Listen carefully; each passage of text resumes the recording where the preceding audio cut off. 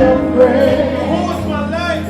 Who is my life? Salvation. Whom shall I fear?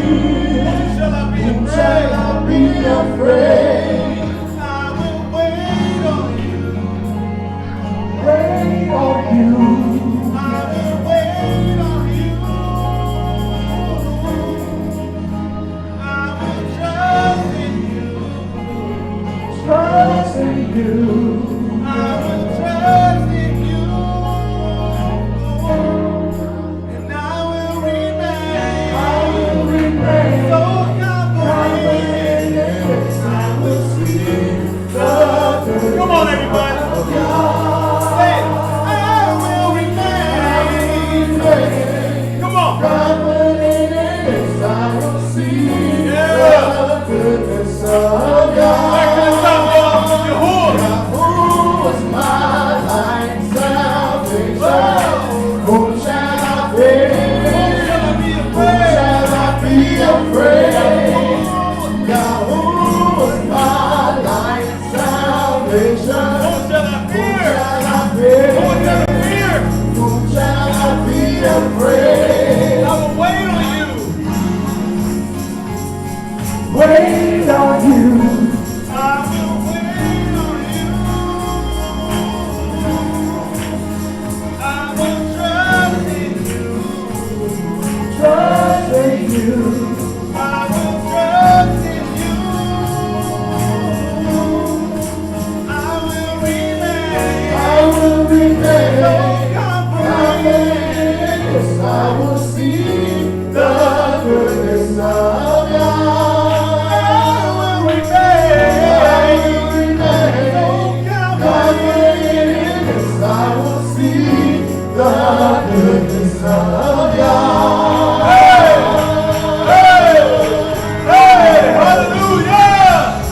Hey! Hallelujah! Hey! Hallelujah! Come on! I want y'all to tell me who y'all set your hope on. You ready? Come on! We set our hope on you. We set our hope on your love. We set our hope on the Who is he? Who is the The everlasting everlasting God? God. Come on! You are the everlasting Yeah! God. You Come are on, the let me hear that. We set everlasting our God. hope. We set our hope on you. We set our hope on your love. We set our hope on the one who is the everlasting God. Yeah! You are the everlasting God. You are the everlasting God. We set our hope on you. We set our hope on your love. We set our hope on the one who is the everlasting God. You are the everlasting God. You are the everlasting God. We set our hope on you. We set our hope on your love. We set our hope on the one who is the everlasting God.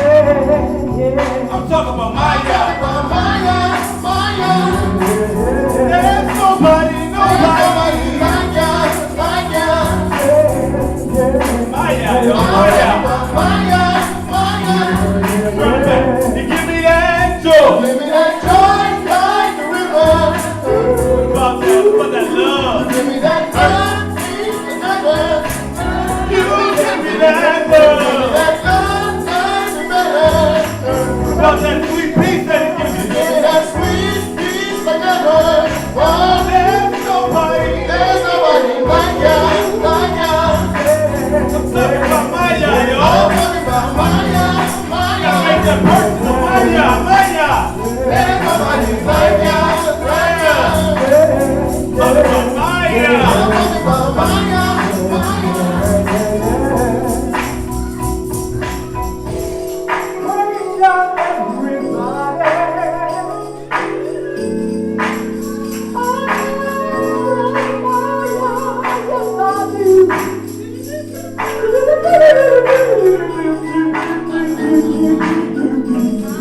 Check it out. The love is so amazing. Your love is so amazing. The love is so incredible. Your love is so incredible. The love is so amazing. Your love is so amazing. The love is so incredible. Your love is so incredible. And I'm never getting enough of your love, God. Never get enough of your love. I'm never getting enough of your love, my God. Never get enough of your love. I'm never getting enough of your love, my Never get God. enough of your love. Never getting enough, never getting enough, never getting enough. Never get enough, never get enough.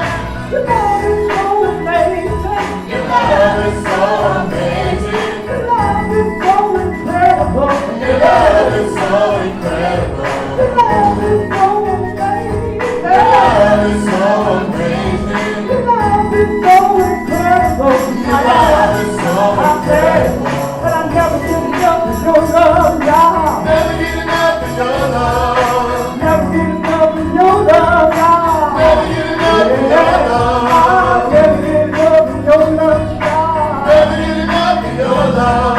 Never get enough, never get enough, never get enough. Never get enough, never get enough. Oh, good, my So God. good.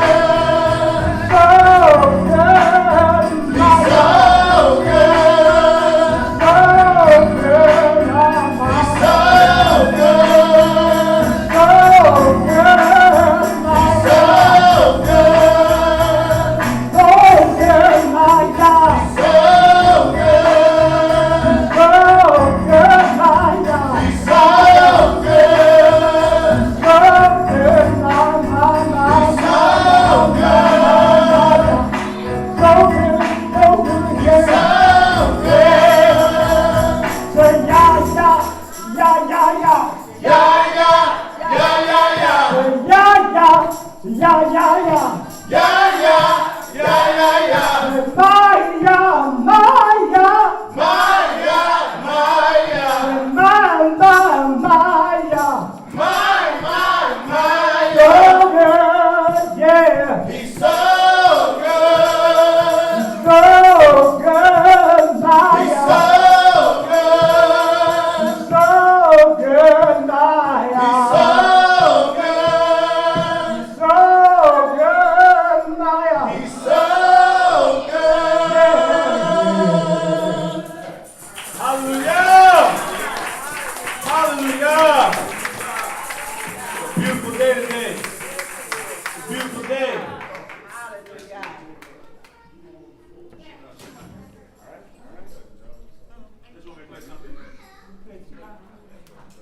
Brother Jacob, we acquire your services, please, brother.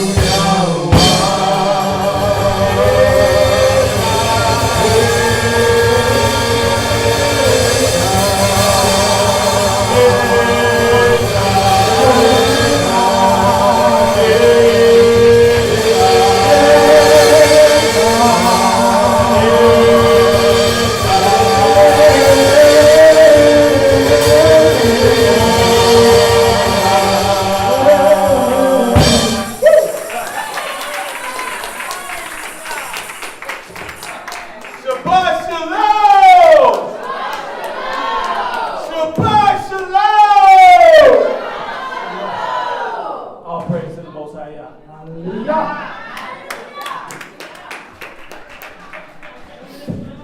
Shabbat Shalom, Barakatah. That's how they greet us.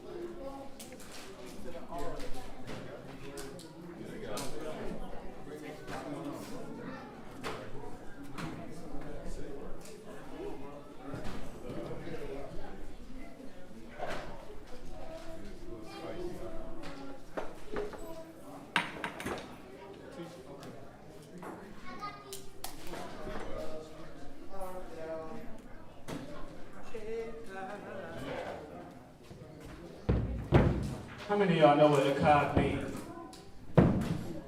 First. I'm making sure that's all.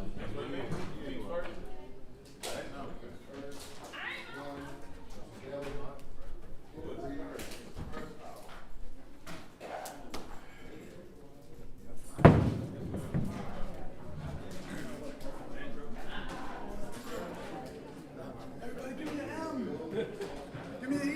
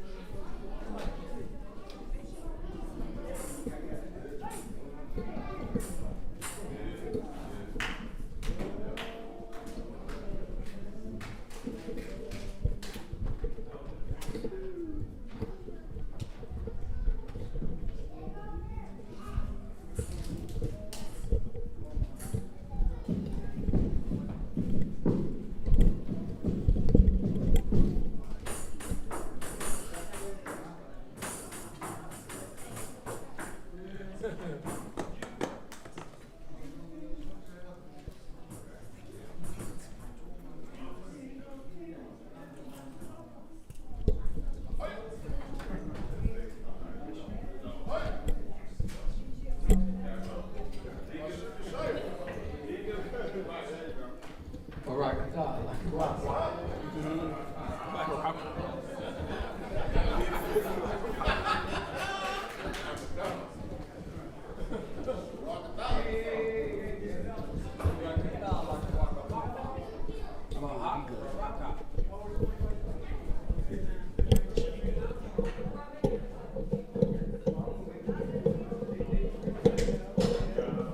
Shabbat Shalom. I'm going to hold this until my Trav the Magnificent get here. It's on him today, but I'll hold y'all for a second. So, anybody remember what we went over last week? What was it? Slothfulness can lead to sin. Slothfulness can lead to sin. All right? So we're going to go over a story. It's, how many deadly sins is it? 7 of them, right? What are they? Gluttony, greed, envy, Pride, wrath. What else? Lust, sloth. Okay. So we're going to go to a story. And I want y'all to see if y'all can peep the sins as we read. Let's go to, one moment.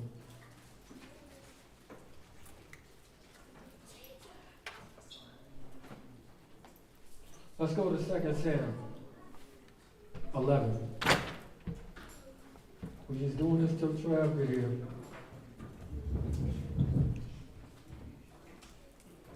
Second Sam 11. So as we read it and you see it, say it.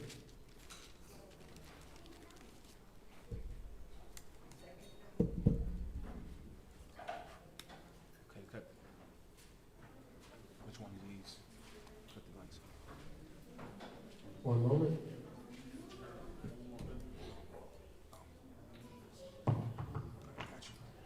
All right. So when you see one of these ones, point it out. All right.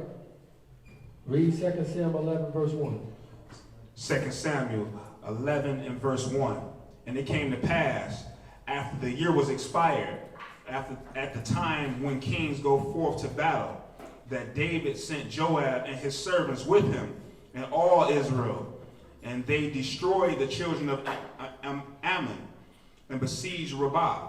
But David tarried still at Jerusalem. Absolutely. Read on. And it came to pass, verse 3, and David sent and inquired after the woman. No, go back to verse 2. Oh, verse 2. And it came to pass in an evening tide. What time of the day is it? Evening tide. Evening time. Read. That David arose from off his bed. Wow, he's been in the bed all day.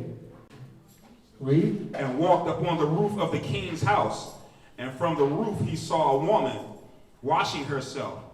And the woman was very beautiful to look upon. Lust.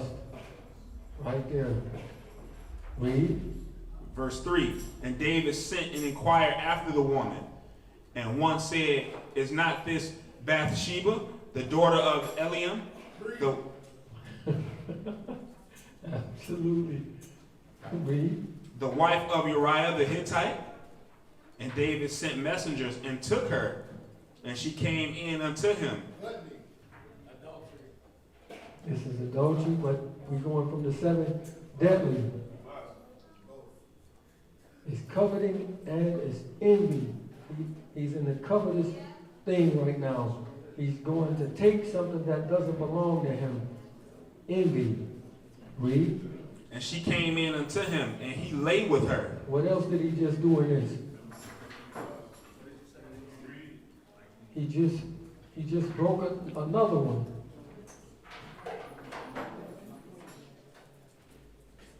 He actually stole, right? He just stole another man's wife. Read.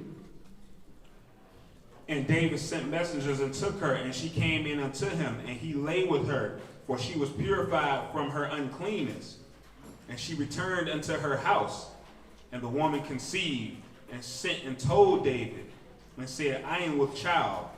And David sent to Joab, saying, send me Uriah the Hittite. And Joab sent Uriah to David. And when Uriah was come unto him, David demanded of him how Joab did, and how the people did, and how the war prospered. And David said to Uriah, go down to thy house, and wash thy feet. And Uriah departed out of the king's house. So out of the 3 sins of sin, transgression, and iniquity, how many have David committed so far? He's in the process of iniquity right now. He's already sinned. He's already transgressed. He's in the midst of iniquity right now. Iniquity is what? It's the cover up.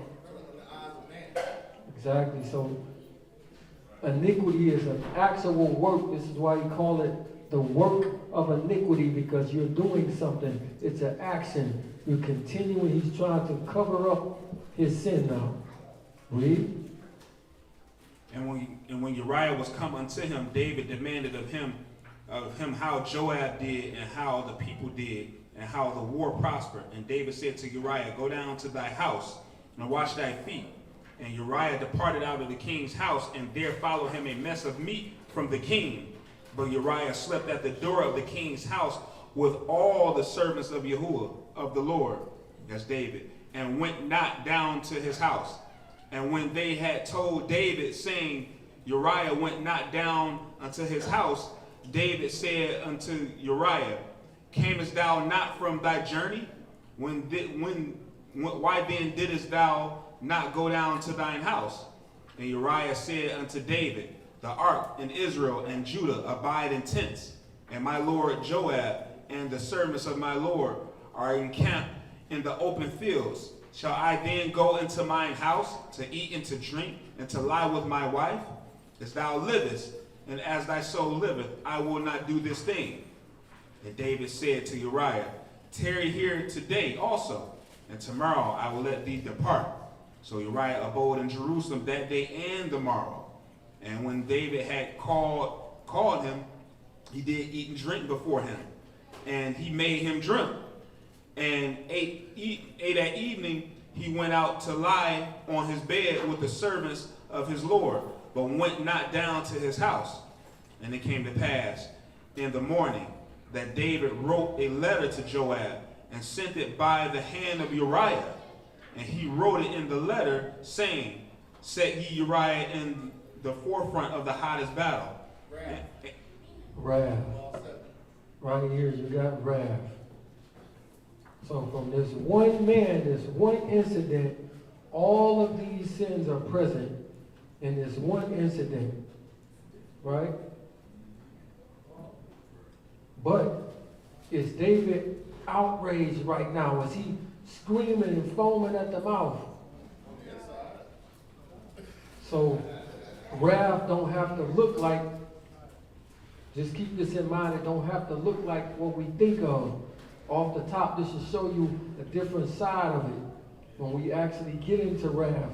So he's not foaming at the mouth, beating his chest, and I want you to doing none of that. This is a silent, cool, laid back, all right, put him in the front, let him get killed. But this is wrath. Again, all 7 of the sins is right here in one instance, because they all bleed into each other. They all work hand in hand.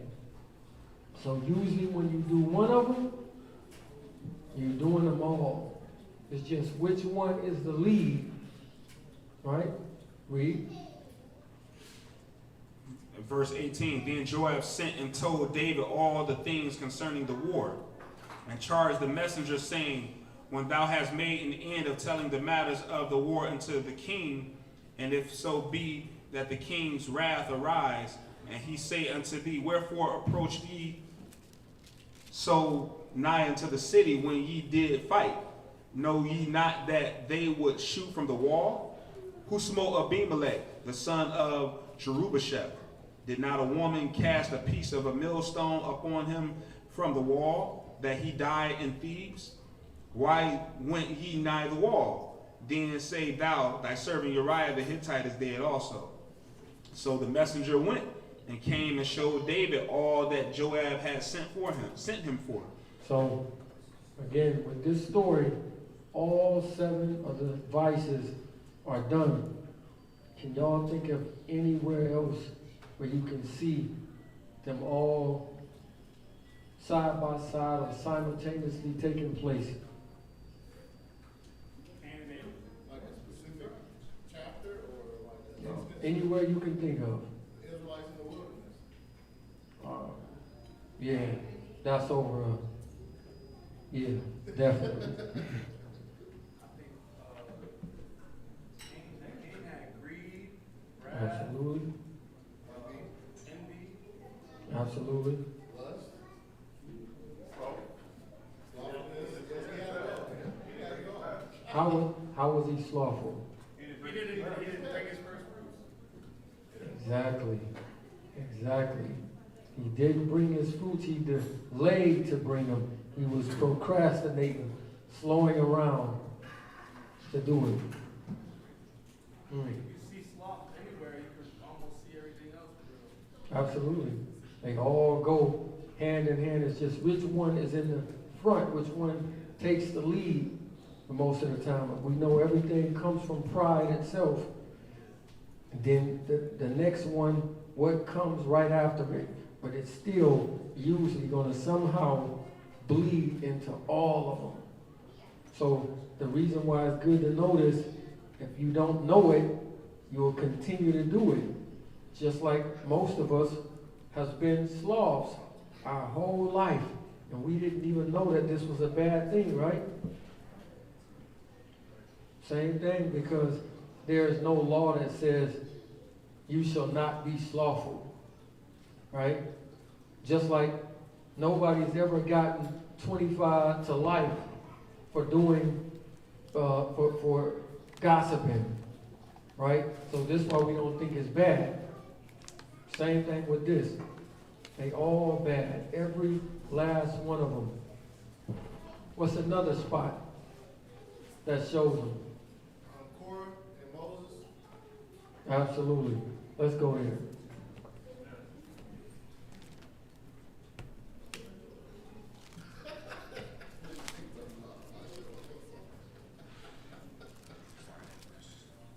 Number 16.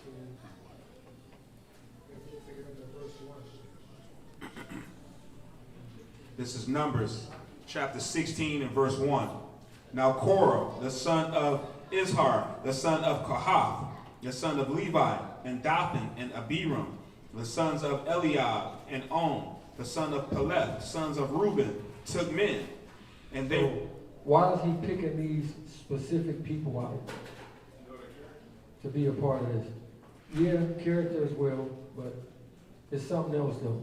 Oh, does he know that all the congregation knows these people very well? They respect them. They respect these people, and they are the sons of Levi. And why did he pick Reuben? Because he's unstable as water. Because Reuben, actually, if he didn't do what he was doing, he's supposed to be the firstborn, the guy. So I'm going to get all of these different people, other Levites, who feel like, yo, this should be, I think that we should be the people. We should be the people. Reuben is the firstborn, so it's in his mind, right? So I'm going to get people that's famous and who got an agenda also to ride with me.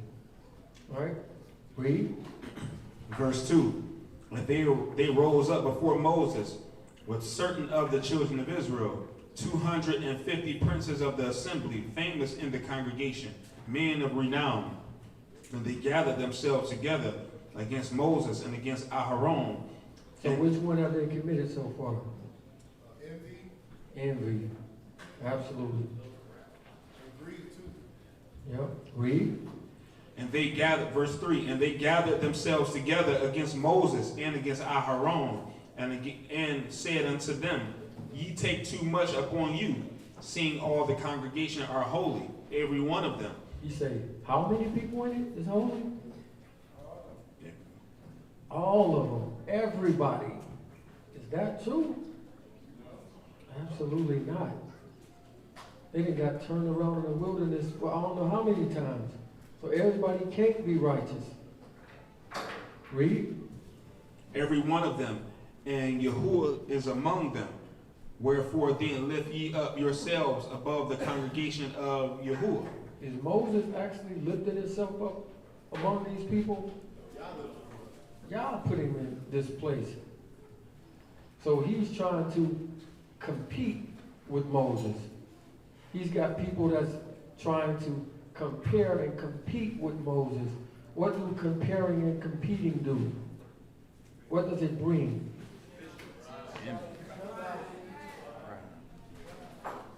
It brings division, it brings pride. It means if me and this person is competing, that I don't want to lose. Anybody else like to lose? Not a good feeling, right? But it's something called the agony of defeat. So why would, I don't want to lose, but do I really want you to feel that feeling? No, because that means I don't love my neighbor as I love myself, right? Exactly, no opulence. Because opulence is I desire you to have what I have, right? That's what it really is. Yah has a mansion full of mansions in it. He's not going to make you look at it on the outside. He says, come in, I got a room for you, right? And we know his mansion got gold streets and marble walls and, you know what I'm saying, everything that you can think of. So he put who he wants in charge, then somebody else takes offense to it. But your problem is not actually with the person, it's with Yah. That's what envy does. Read. Verse 4, and when Moses heard it, he fell upon his face. And he spake unto Korah and unto all his company, saying. So Moses, it says, when Moses heard it, he did what? He fell upon his face. So what is Moses doing that Mashiach commanded? Absolutely. Pray for your enemy. Bless them that do good to them that despitefully use you. He's doing this right now. Is this an easy thing to do? No, sir. What the flesh want to do?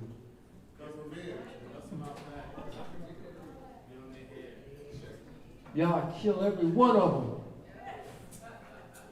Kill every one of them. I ain't did nothing to them.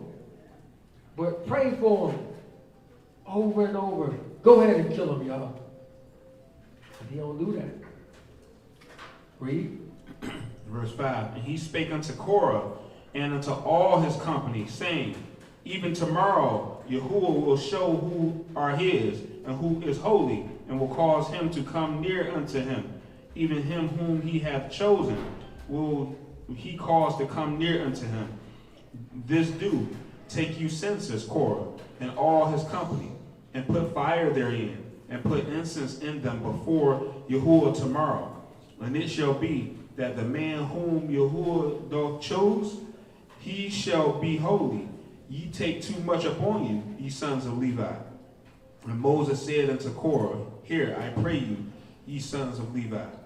Seemeth it but a small thing unto you, that the Elohim of Israel hath separated you from the congregation of Israel, to bring you near to himself, to do the service of the tabernacle of Yahuwah, and to stand before the congregation to minister unto them. And he hath brought thee near to him, and all thy brethren, the sons of Levi, with thee. And seek ye the priesthood also? Doing what? And seek ye the priesthood also? Seek you the priesthood also. Yep. Now we're trying to steal something. We're trying to take something that's not yours. Lusting after it. Read. Verse 11, for which cause both you and all your company are gathered together against Yahuwah. And what is Aaron, that ye murmur against him? And Moses sent to call Dathan and Abiram, the sons of Eliab, which said, we will not come up. Is it a small thing that thou hast brought us up out of the land that floweth with milk and honey? They think Egypt is the land that flows with milk and honey. Y'all already told you where the land of milk and honey is, that you're supposed to go to it, but they saying that you brought us out of it. Why you bring us out of the place? These people was completely backwards.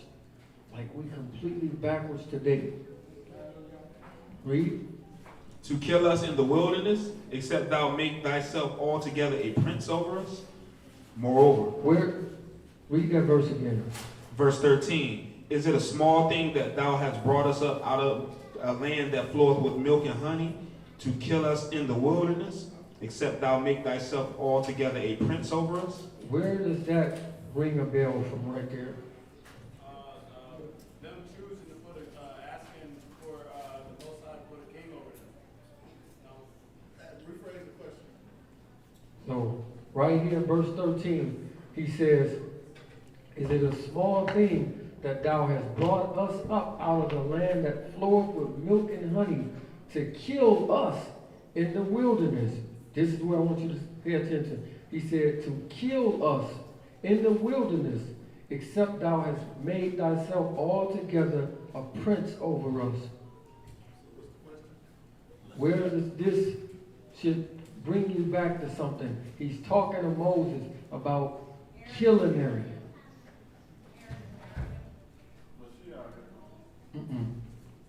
Remember when, before he was the prince, when Moses killed the man, it says he looked this way and he looked that way, and he killed him. And what did they say to him?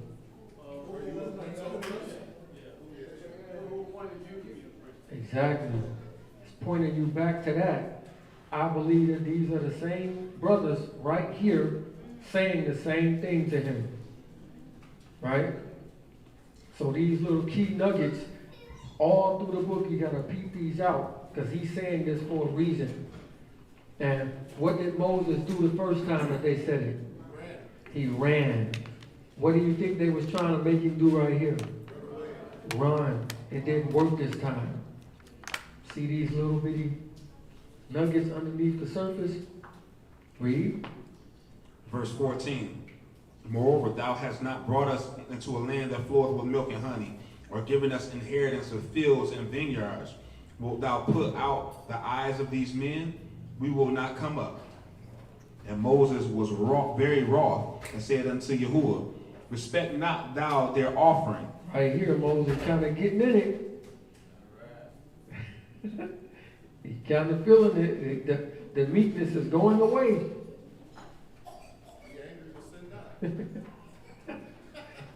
The meekness is kind of starting to fade away.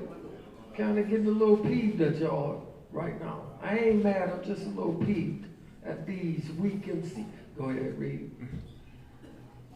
Respect not thou their offering. I have not taken one donkey from them, neither have I hurt one of them.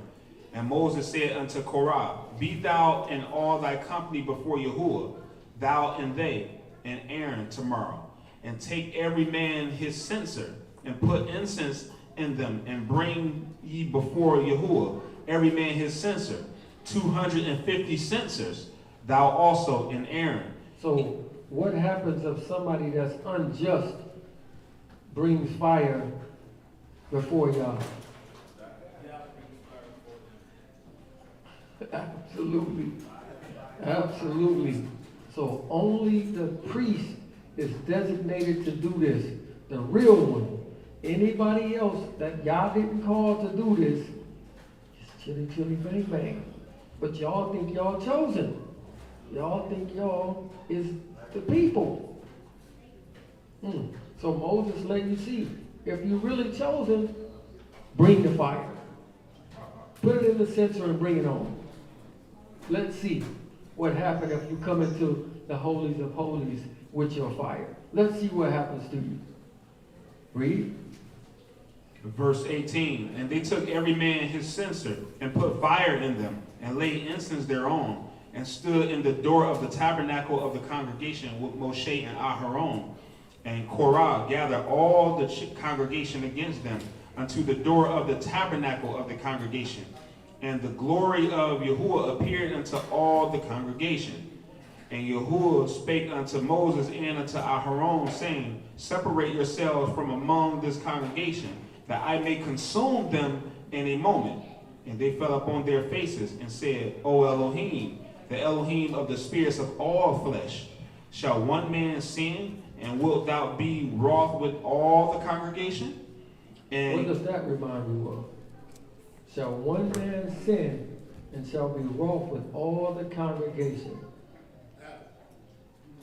Absolutely. One man sin, and you be wroth with all the congregation, because that one man sinned and brought all of these 7 vices into everybody. That comes from a woman. Mashiach is the only one to overcome all of them without failing them. Read. Verse 23. And Yahuwah spake unto Moses, saying, speak unto the congregation, saying, get you up from about the tabernacle of Korah, Dathan, and Abiram. And Moses rose up and went unto Dathan and Abiram. And the elders of Israel followed him. And he spake unto the congregation, saying, Depart, I pray you, from the tents of these wicked men, and touch nothing of theirs, lest ye be consumed in all their sins. Lest ye be what? Lest ye be consumed in all their sins. So who are these people to Moses?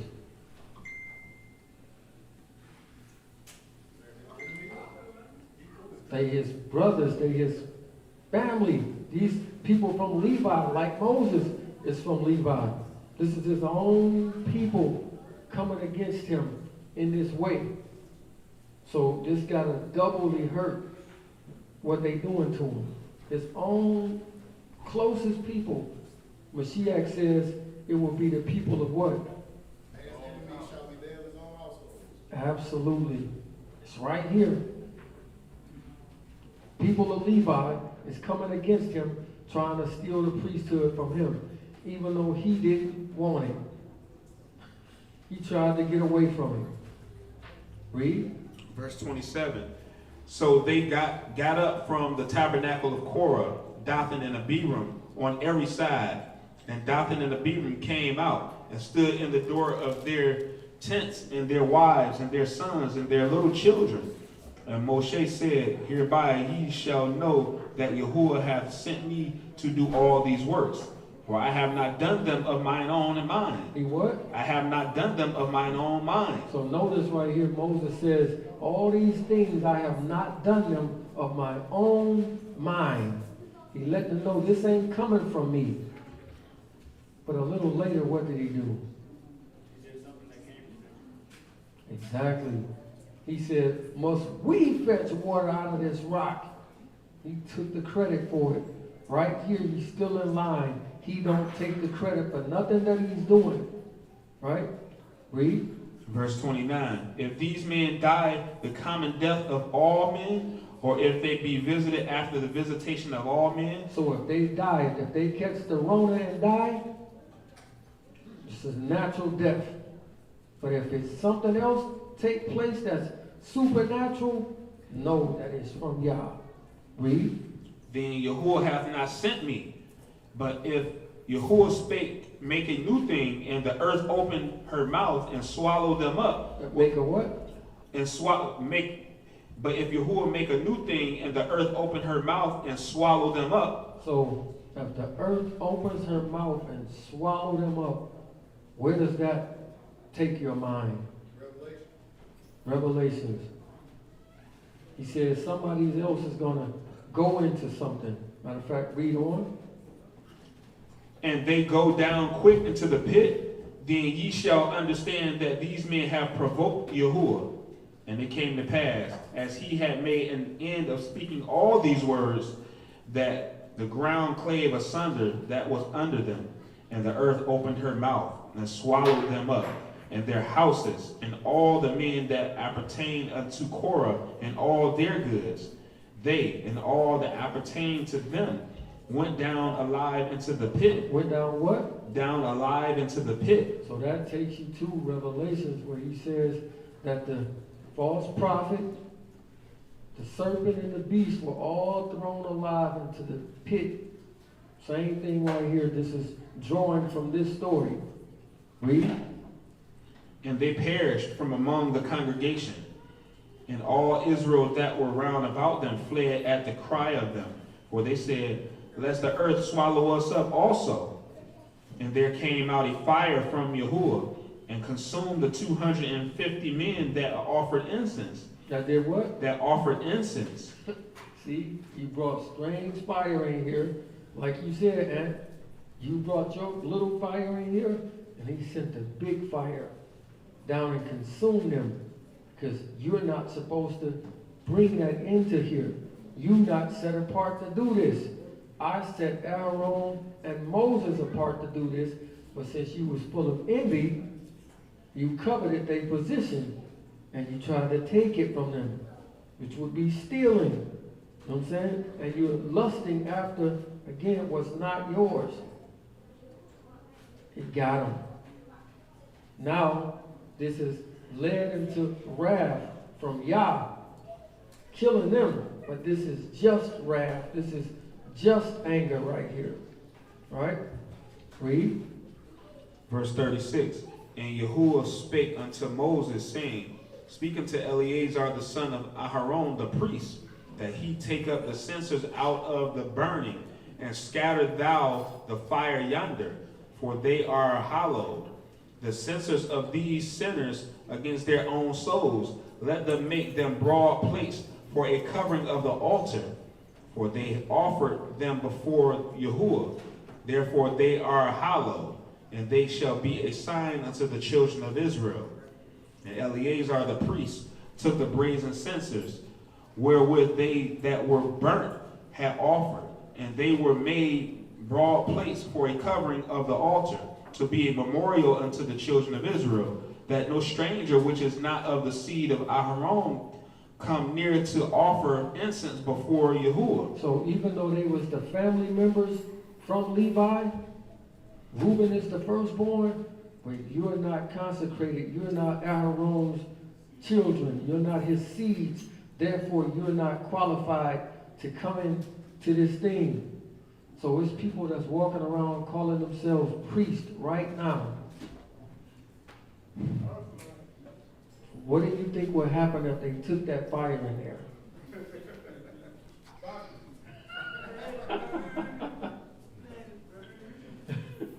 Right. Usher. Absolutely. Nobody don't know what tribe you from. Right? We the priests of the Lord. What's how they said out, big out? Don't you come and say that? Well, how you follow back? Shaparakaba. Again, you bring that fire in there and you not the priest for real, something gonna get you. That's why you shouldn't be claiming to be this. You shouldn't be claiming it. Read on. Verse 40. Verse 40, to be a memorial unto the children of Israel, that no stranger, which is not of the seed of Aharon. So even right here, you can see he's calling, if you're not from Aaron, he's calling them a stranger. No stranger, which is not of the seed of Aaron. Read. That means any Levite, not of Aaron. Right? Exactly. Specifically Aaron. Right? All right, let me finish. Come near to offer incense before Yahuwah, that he be not as Korah and as his company, as Yahuwah said to him by the hand of Moshe. But on the morrow, all the congregation of the children of Israel murmured against Moses and against Aaron, saying, Ye have killed the people of Yahuwah. So they think Moses got the power to open the ground up and split it and swallow these people up. How silly. How silly can you be? They still messing with Moses.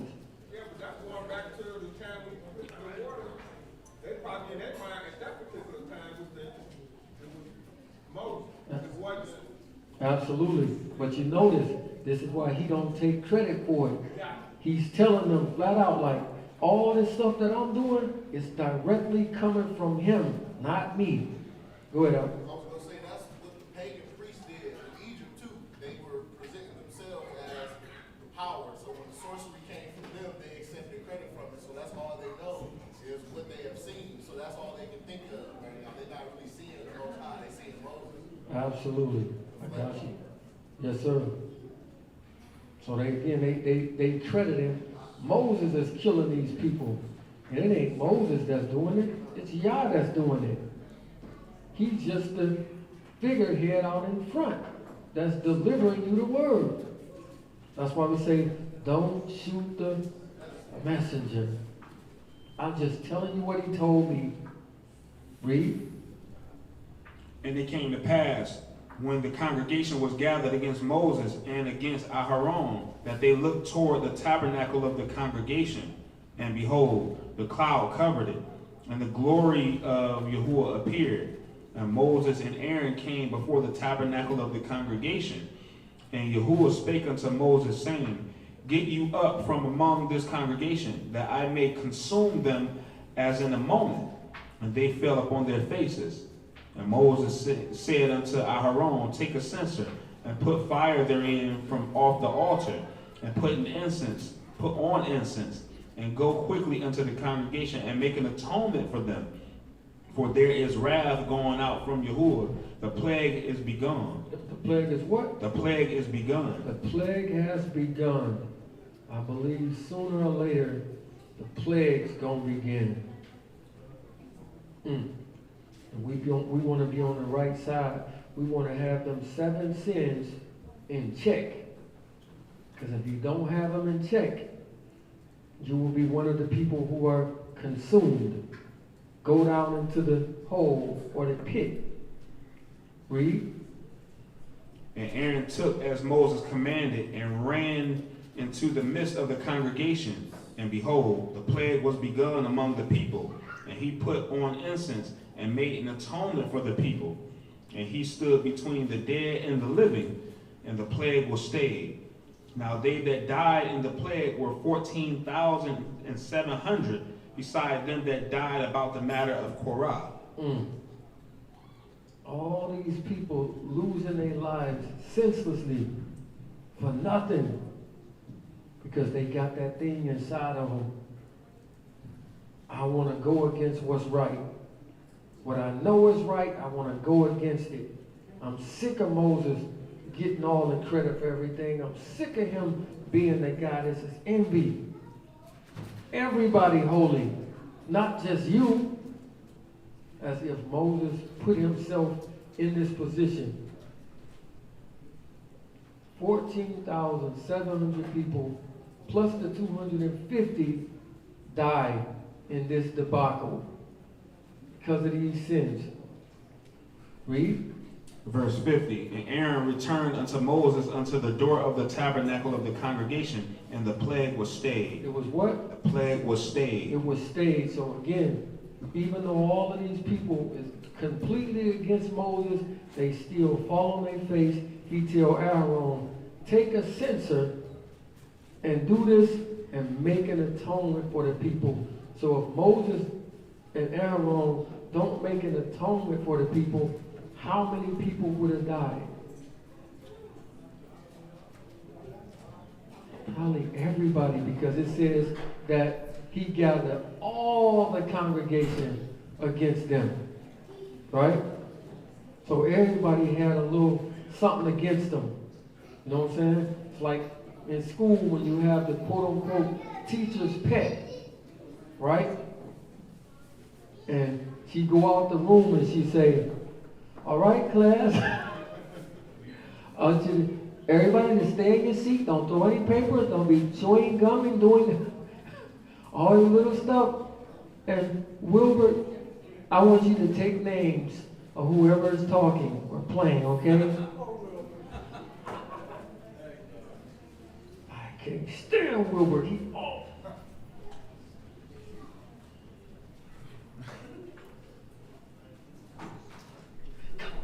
I'll give you some of my gum if you don't tell on me. Right? Y'all remember that type of stuff, right? At school?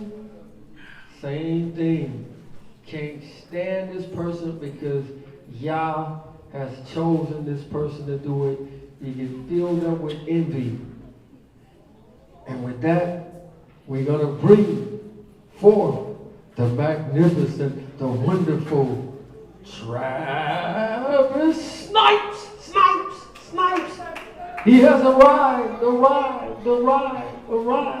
Let me get out of this seat.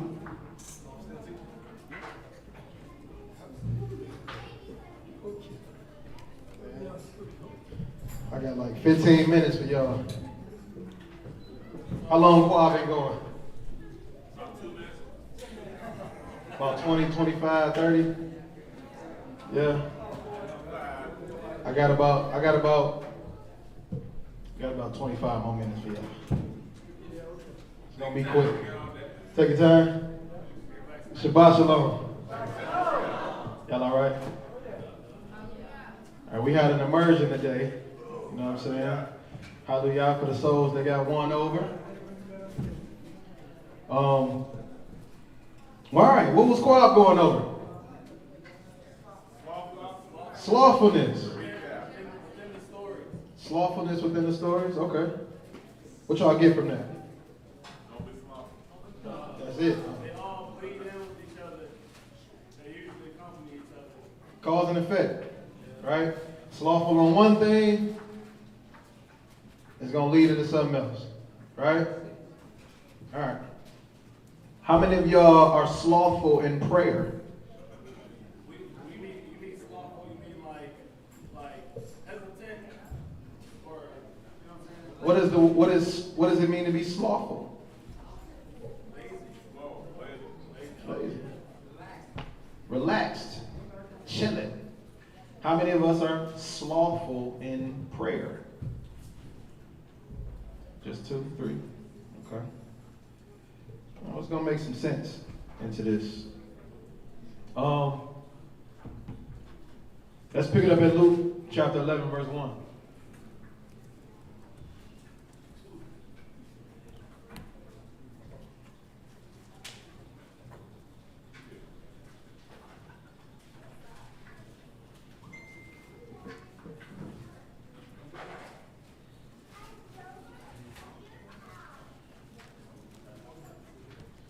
Luke 11 and 1.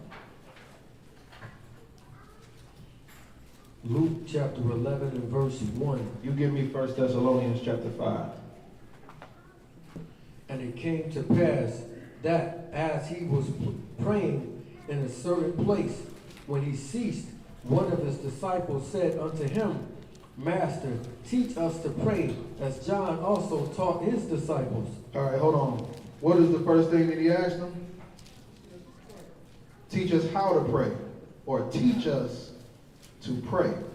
Which one he said? Teach us to pray. So what does that mean? They don't know to pray.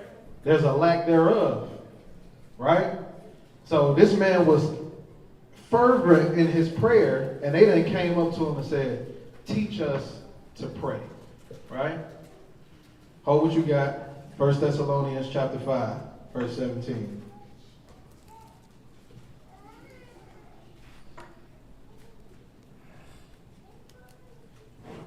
1 Thessalonians 5 and verse 17. Pray without ceasing. Do what? Pray without ceasing. What does that mean to y'all? Don't stop. Pray all the time. Continually. Right? You need to be praying. Why? What's the benefit of prayer? Keep you in the spirit. Keep you in the ruach. What else? Intercession. Resist the wiles of the devil. What else? Restoration. All of these benefits that y'all naming, right? So when he tells you to pray without ceasing, what does that look like to you in your mind?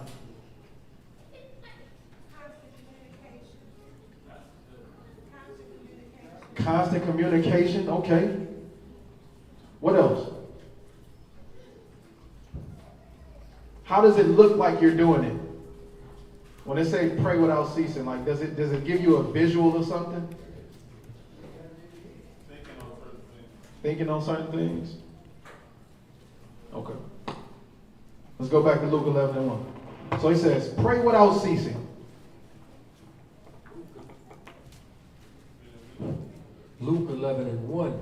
And it came to pass that as he was praying in a certain place, when he ceased, one of his disciples said unto him, Master, teach us to pray, as John also taught his disciples.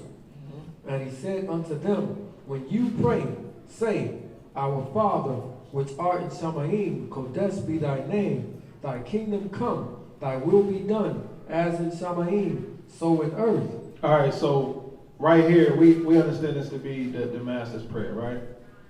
Now, is he telling them to pray this every time? No. What is he doing here? He's an outline, a template. Like, just in case you don't know what to pray for. Just in case you don't know what you need to be saying out of your mouth. Use this as an outline. Right? Go ahead. Verse 3, give us day by day our daily bread, and forgive us our sins, for we also forgive everyone that is indebted to us. That's key, right? Forgive us of our sins, and we forgive those who sin against us. How many of you, when you pray, you're forgiving people that harmed you, hurt you, that wronged you? That's key. We always think about asking the Most High for our own forgiveness, right? But when it comes down to saying, Father, forgive them for what they've done, or help me forgive others for what they've done to me, we don't do that, right? But this is our template. This is what he gave us. Jump back up to the top of that. This is our template. Read. Verse 2. To the top of that verse or back to the beginning? To the top of when he starts saying, when you pray. Okay. Verse 2. And he said unto them, when you pray, say, Our Father, which art in Shamaim, Kodesh be thy name. Thy kingdom come, thy will be done, as in Shamaim, so in the earth. Mm-hmm. Give us day by day our daily bread, and forgive us our sins, for we also forgive everyone that is indebted to us. And lead us not into temptation, but deliver us from evil. So in verse 3 he says, give us day by day our daily bread. Right? How many of y'all pray for food? Or is it such a thing that you can get all the time that you kind of take praying to him for granted? Right? It's readily acceptable to you. Remember, at this particular time, like Paul was talking about as far as the sloth, if a man didn't work, what happened? He didn't eat. So we were expecting the Most High to allow the land to yield to our work. Because at one point in time in Genesis, what happened? Somebody went out to work and it said that the earth won't do what? It won't yield its fruit. And we take for granted, because we're not going out there working, that it's really the Most High still allowing us to be able to eat. Right? Verse 5. Verse 5. And he said unto them, which of you shall have a friend, and shall go unto him at midnight, and say unto him, Friend, lend me 3 loaves. All right, now let me ask y'all a question. Did he change the subject? He never changed the subject, right? So what is he getting ready to give us an example of?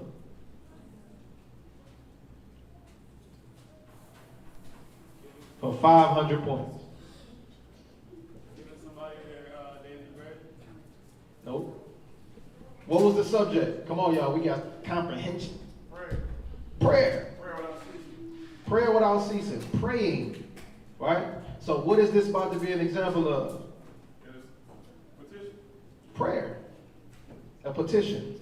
Right? He says, when you pray, go ahead. Verse 6. For a friend of mine in his journey is come to me, and I have nothing to set before him. And he from within shall answer and say, Trouble me not. The door is now shut, and my children are with me in bed. I cannot arise and give thee. What just happened here? He rejected them. He rejected him, right? So he says, which one of you shall have a friend and shall go to him at midnight? First off, is that a cool hour that goes just pop up at somebody's crib? No. So what's the first word that he gave? What's the first thing that he gave in this parable that sticks out to you? Anytime. Not anytime, but what? Who said it? Friend. Right? And he's going to pop up at a random person's house at midnight. I would hope not. Right? The key part is the friend. Right? He said, which one of you that has a what? Friend. A friend, and shall go unto him at midnight, and say unto him, what? Friend, lend me 3 loaves. Read. For a friend of mine in his journey is come to me, and I have nothing to set before him. So he's asking a friend for 3 loaves to feed somebody else who came to him at this same time. Right? How many of y'all getting up out your bed to go do it?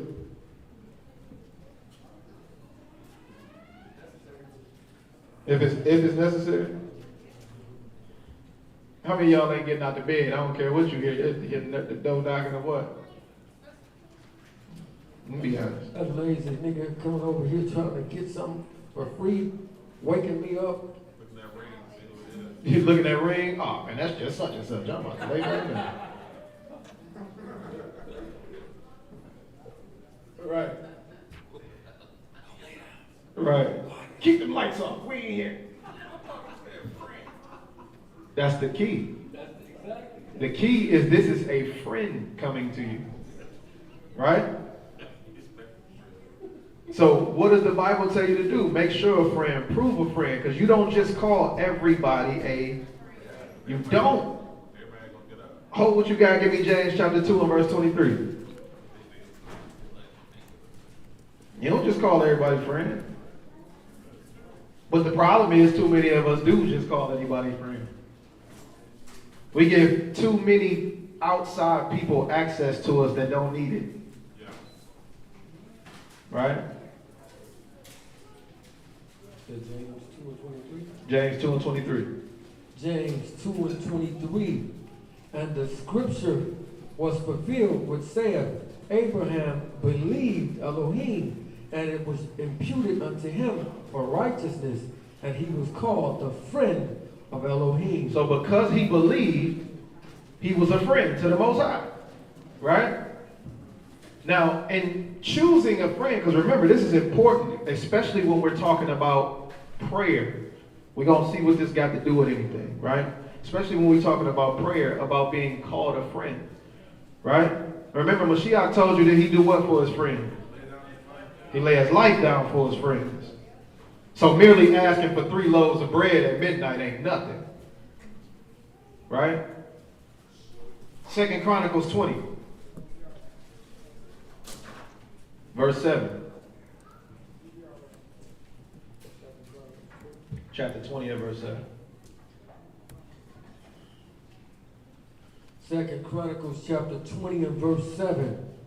Art not thou our Elohim, who didst drive out the inhabitants of this land before thy people Israel, and gavest it to the seed of Abraham, thy friend forever? Your what? Your friend forever? So every time they refer back to Abraham, they refer to him as being what?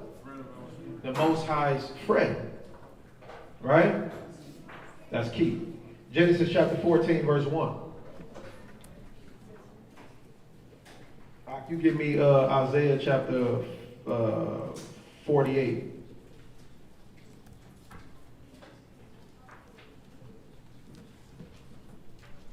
Genesis chapter 14 and verse 1. Actually 41 and 8. Genesis chapter 14 and verse 1. And it came to pass in the days of Amraphel, king of Shinar, Arioch, king of Elasar, Shalmander, king of Elam, and Tidal, king of nations, that these made war with Berah, king of Sodom, and with Bersha. I'm sorry. Genesis 12 and 1. Excuse me, y'all. But if y'all don't know the story about that, go ahead and look it up and read it. Somebody needs to know about it. Well, we started reading for a reason. It's all the same book. No. Genesis 12 and 1. Genesis 12 and 1. Now Yahuwah had said unto Abram, Get thee out of thy country, and from thy kindred, and from thy father's house, unto a land that I will show you. What he said to him? Leave who? Your country, your kinsmen, and from your father's house, and from your father's house, unto a land that I will show you. Now, this is the Most High speaking to Abraham. He's telling him to leave his country, where he's familiar with, his kindred, which is his family, and his father's house, which is safety of finance. You understand? At that point in time, you talk about your father's house. That was the center of the wealth of the family, right? You branch off from there when you were able to make that thing happen on your own the same way your father did, right? He's telling him to completely uproot from all of that and go somewhere I tell you. How many of us can do that? Right now, today. Outside of Quab and B, because they went to Egypt. And Mama Johnson and Sister Wanda. How many of y'all can just uproot out of nowhere and just dip out on all of your family and say, oh, Anthony, because Anthony came here from Cleveland. He around the block though. He ain't that far. He said leave the country and just go somewhere. Are you willing to do that? This is somebody. This is a calling on Abram that he had to answer. Feel what I'm saying?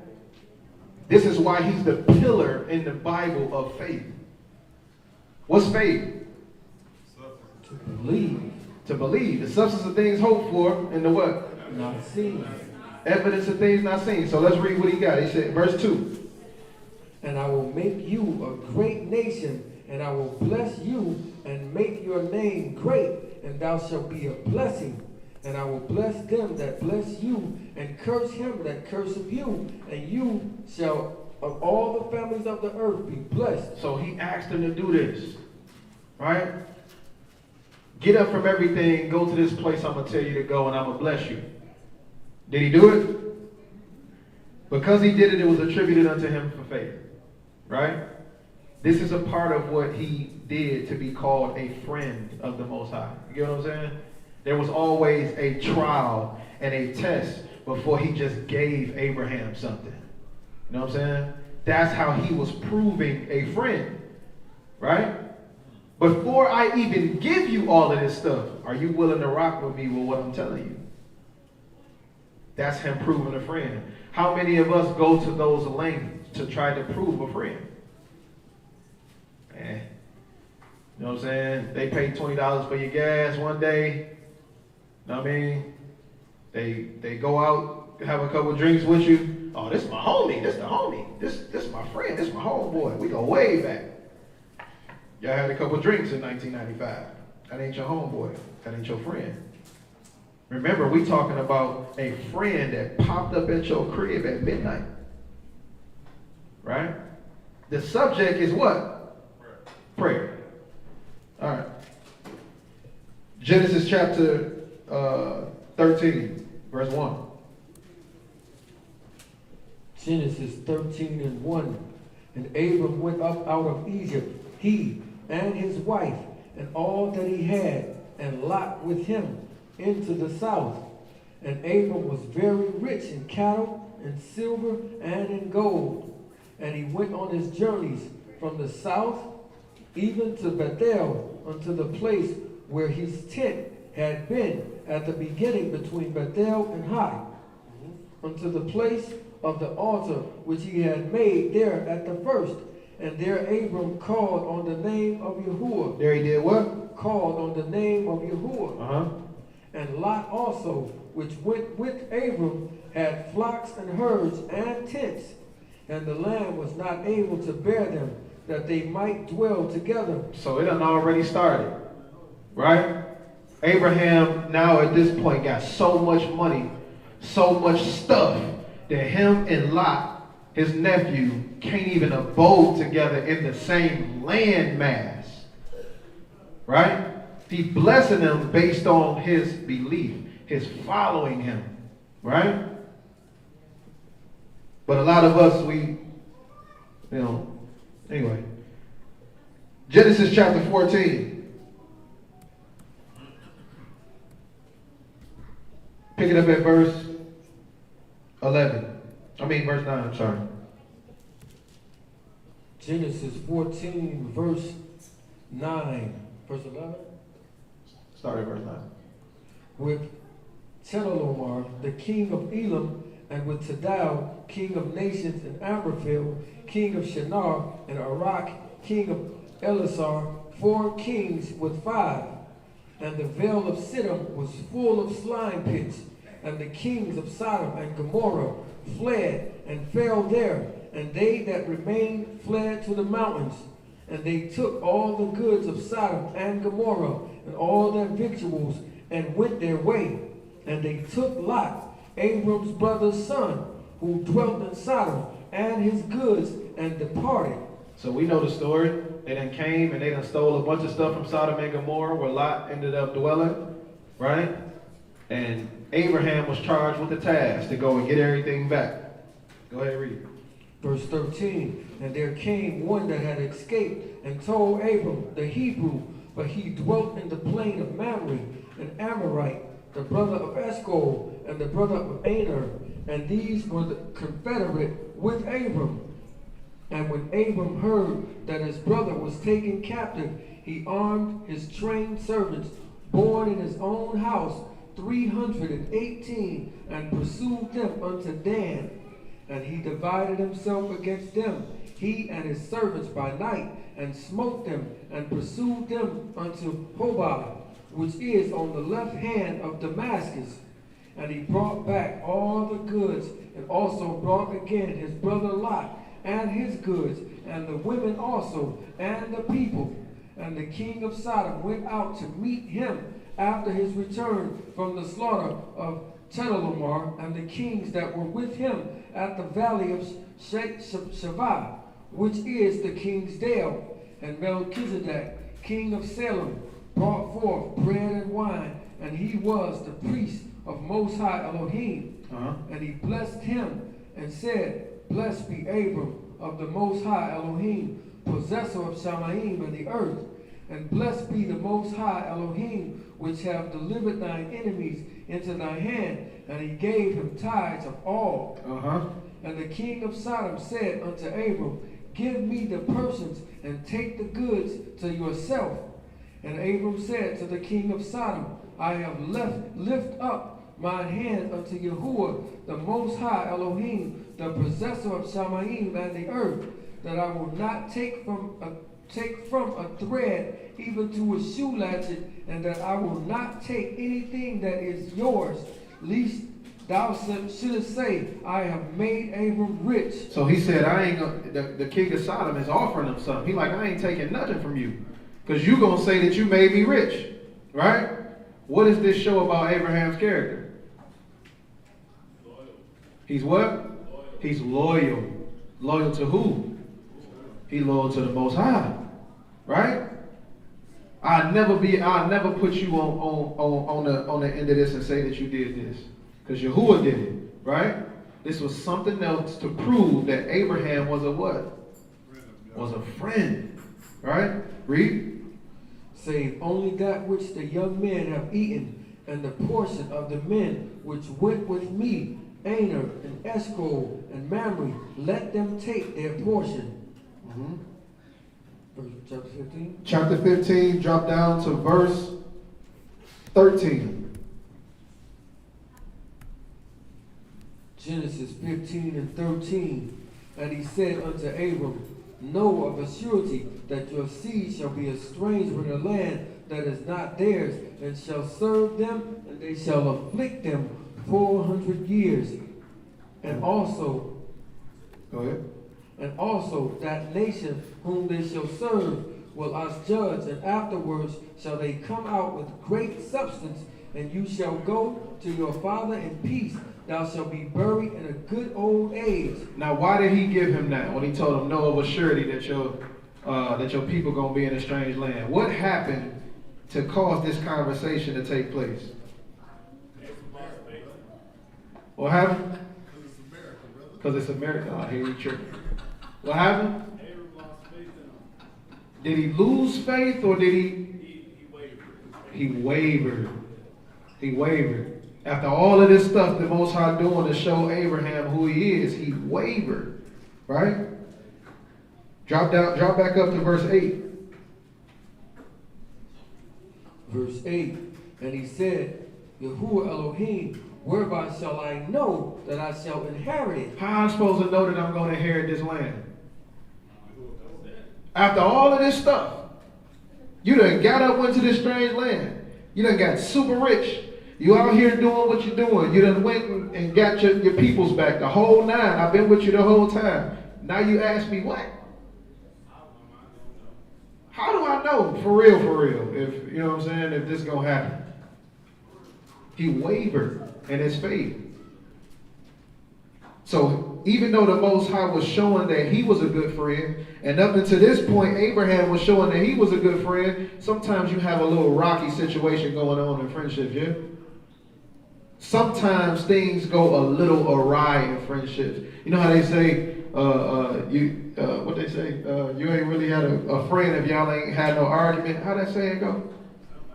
If y'all ain't had no argument, y'all ain't real friends or something like that. I don't necessarily agree because y'all wasn't arguing with him. But at the same time, he showed him, because you're questioning me, I'm going to put your people through something that they probably didn't have to go through. Right? But all in all, he was shown to be a friend. Isaiah chapter 41, verse 8.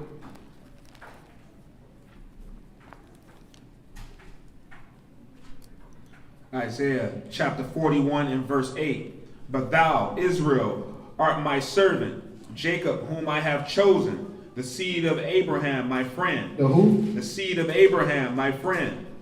Off the rip. Every time he gets an opportunity, he's reminding us that Abraham is his friend. Let's go back to Luke chapter 11.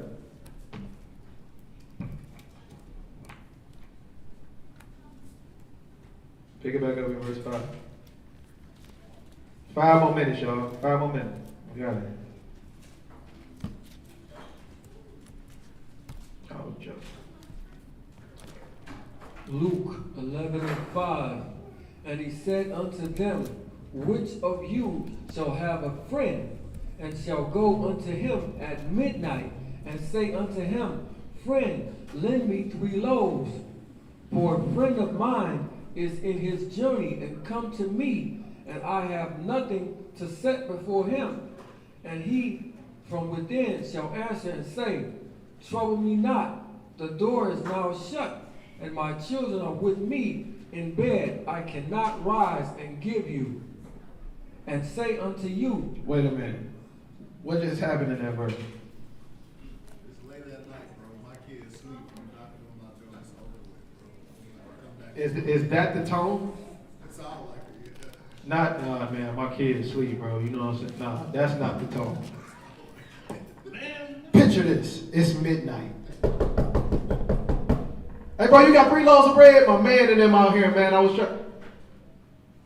What's the tone? Bro, you come to my crib at 12 o'clock talking about bread for somebody else? Right? My kids sleep back here. But what's the key in verse 7? Read it again. Verse 7. And he from within shall answer and say, trouble me not, the door is now shut, and my children are with me in bed. I cannot rise and give you. He didn't open the door. He didn't answer, but he didn't say any of that. He didn't say any of that. He's saying it within himself. Remember, who is this at your door? It's your friend. I'm not going. I'd be doggone if my friend. If I tell my friend, hey, bro, the kids sleep back here, because if this is really my friend, I got you. I got to do. Remember Abraham, he told Abraham, get up, get out your country, get out your land, go here, go there, right? Verse 8. I say unto you, though he will not rise and give him, because he is his friend. So he said, though he would not rise and give him. So now guess what he done did for a minute? It said he didn't get up and go give him the bread. What did he do for a minute? He sat down. He laid there for a minute.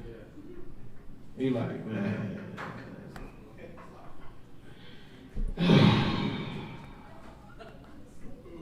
This dude asking me for this stuff. Maybe if he leave. Right? Read. I say unto you, though he will not rise and give him because he is his friend, yet because of his importunity. Because of his what? Importunity. What is that? His persistence. His persistence. How many times you think he knocked on that man door? Come on, man. I got somebody out here. Also, he always coming to you. No, it's the same night. Same night. He didn't give him an answer. Hey, man, I got somebody. Hey, man, I was just here 10 minutes ago, man. Yo. Bro, I got somebody. If y'all understand the time frame that they was in, people had long journeys, right? Think back to the slothful lesson with Abraham, right? Mashiach and them come from their journey. What did Abraham do off the rip? Hasten. He hastened to go and provide this, provide that, to do this, to do that. He hastened to do it, right? He said that this was his what? This is his friend. He hastened to do it.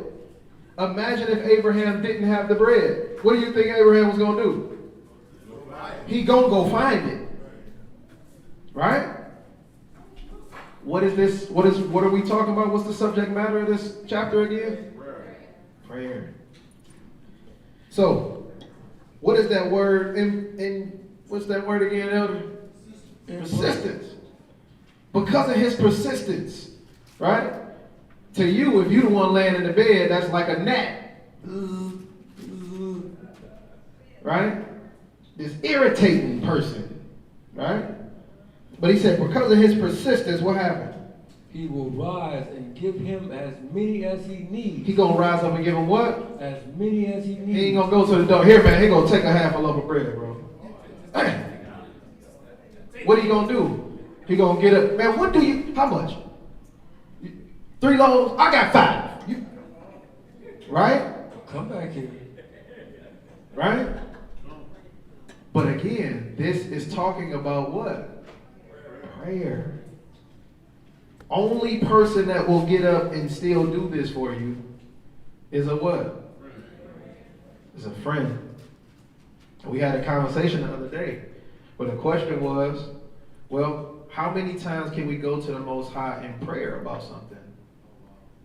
Right? Sometimes you hear people say, well, pray for it and leave it alone. Right? Sometimes it don't work like that. Read verse 9. Verse 9. And I say unto you, ask, and it shall be given you.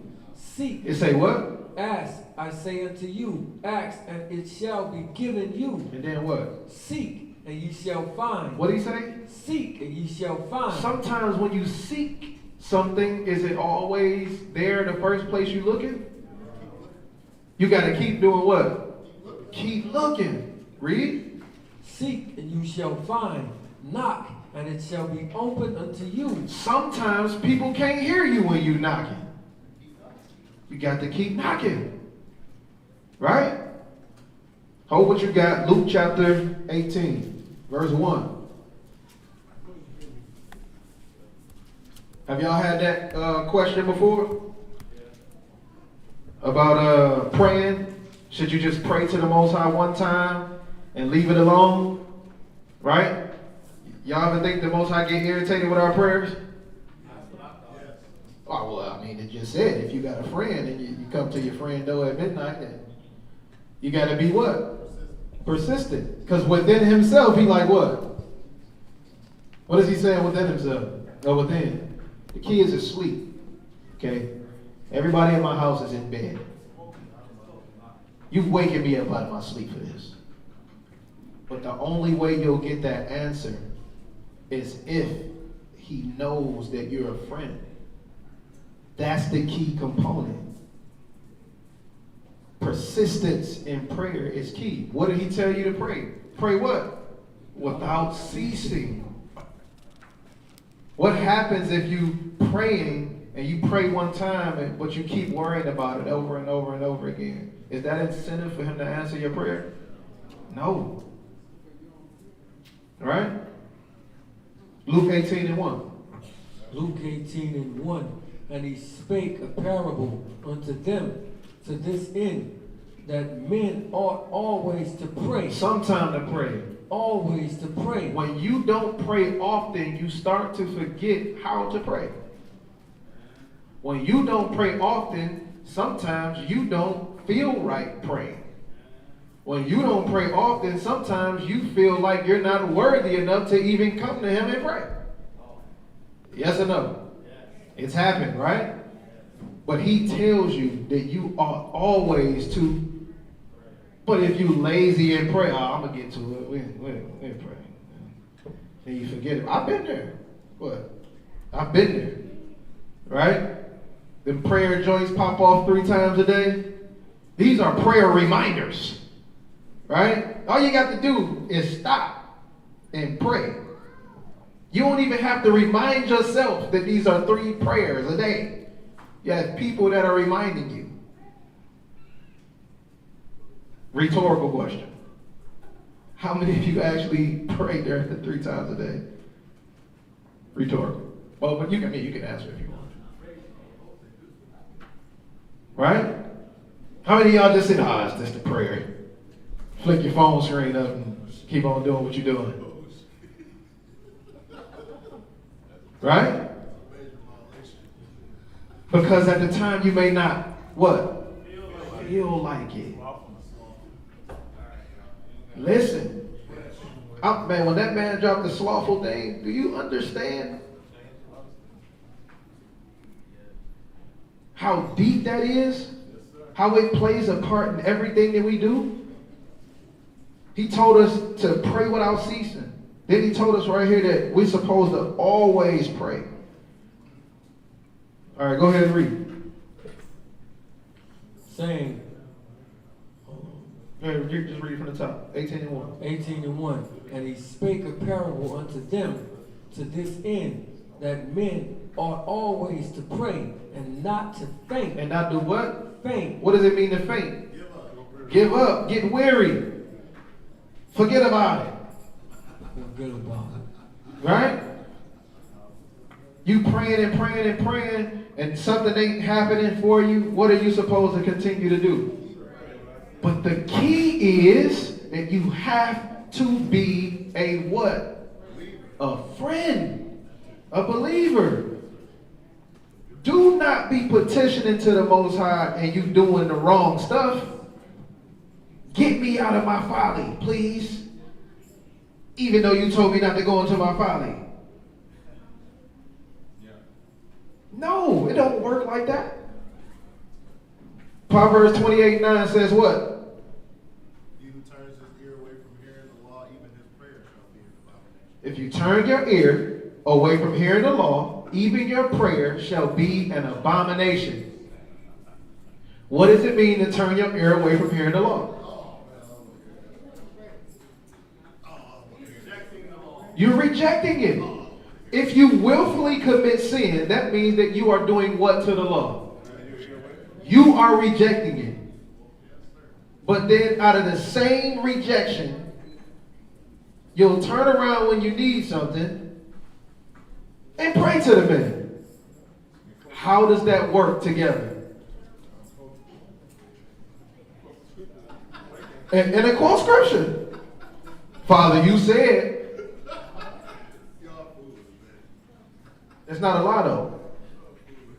We got to understand that these examples of prayer in the scripture that he's given us don't have nothing to do with just somebody that is an unbeliever and they don't care nothing about the Most High and his law. There's people that do. This is an incentive, right? Well, let's go ahead and read. Luke 18. Verse 3. Go ahead. Verse 2. Verse 2 saying, there was in a city a judge which feared not Elohim, neither regarded man. All right. What's the key in this? He didn't fear the Most High. And then what else? He didn't like people. He didn't regard man. He didn't care nothing about man. No friends. He has no connections whatsoever to nobody. And he's a judge. How did he get that position? Right? All right, let's see what happened. And there was a widow in that city, and she came unto him, saying, Avenge me of mine adversary. Now this widow, what does it mean to be a widow? Husband died. We just gonna say husband. We gonna keep it at one. We hopefully it ain't no many husbands that died. We just gonna keep it at one. Her husband died, right? Now, a man that has feelings, right? In this position, when she come to him and she's talking about, and she's a widow, because it mentions she's a widow, which means the judge had to know that she was a widow. And she's asking to avenge his adversary. What do you think this man's response would be? You would think that I'm going to help you out, because he got a soft spot. But it said that this man don't fear the Most High, neither did he regard man. He don't care about this person come. She is widow, I don't care. But avenge him for what? That's what it's telling. It's laying down something very extreme for us to understand what he's trying to say. Right? Go ahead. Verse 4. And he would not for a while. He would what? He would not for a while. So what was he doing? Ignoring her. I don't care about that. And then it said for what? For a while. Which means she was doing what? She was persistent. She kept coming over and over and over and over again to a person that regards not the Most High. He don't fear the Most High, don't respect him, don't keep his laws, neither did he regard man.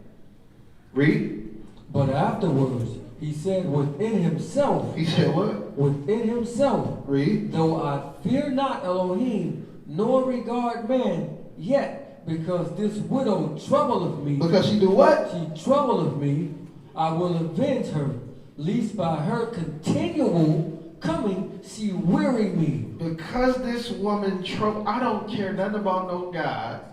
And no, I don't care about people. But this woman won't leave me alone. She's going to drive me crazy because she keeps coming to me. Right? Now, wives, that is not an excuse to nag at your husbands. Okay? I want a new car, I want a new car, I want a new car, I want a new car, I want a new car. It's not that. Okay? Verse 6. Verse 6. And the master said, Hear what the unjust judge said. Did you just hear what the unjust judge said? The unjust judge said that he was going to go ahead and grant her that to avenge her of her enemies, of her adversaries, because she kept coming to him. It wasn't because the adversary did something wrong. It wasn't because he actually knew the whole story.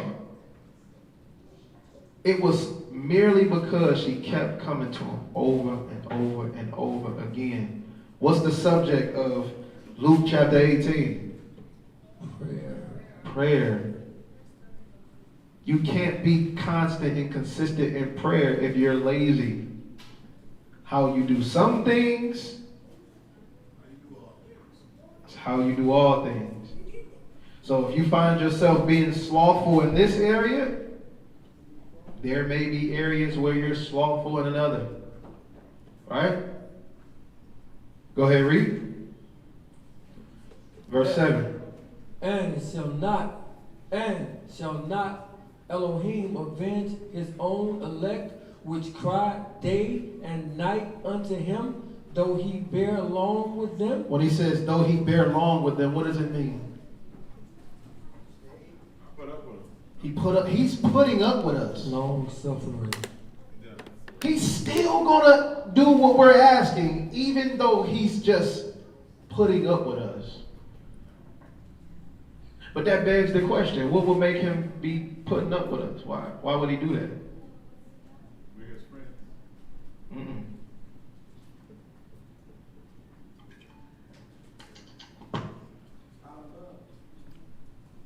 What'd you say? Out of love? Mm. For his name's sake. With who?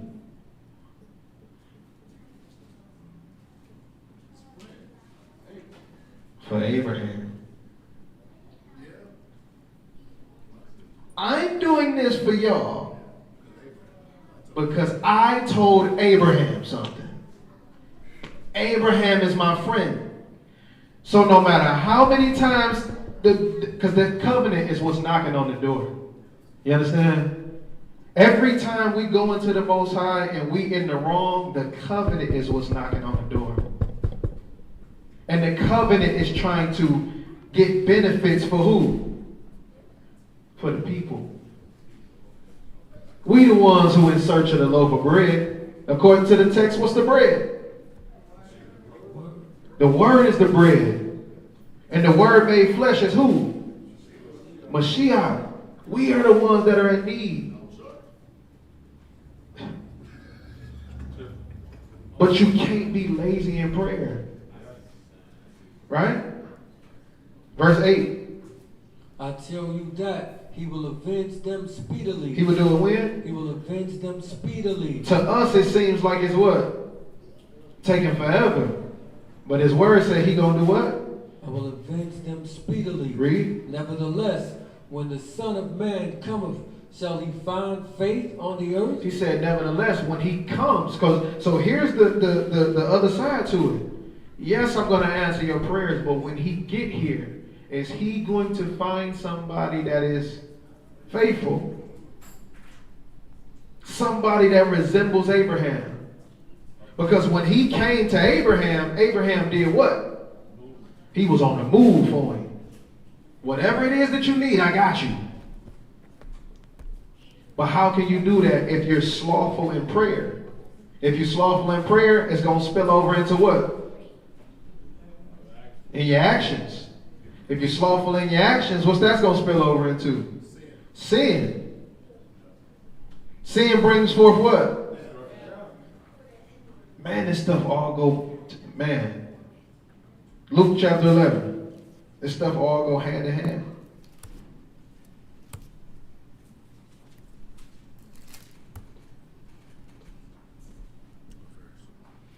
Luke chapter 11, verse 8 again.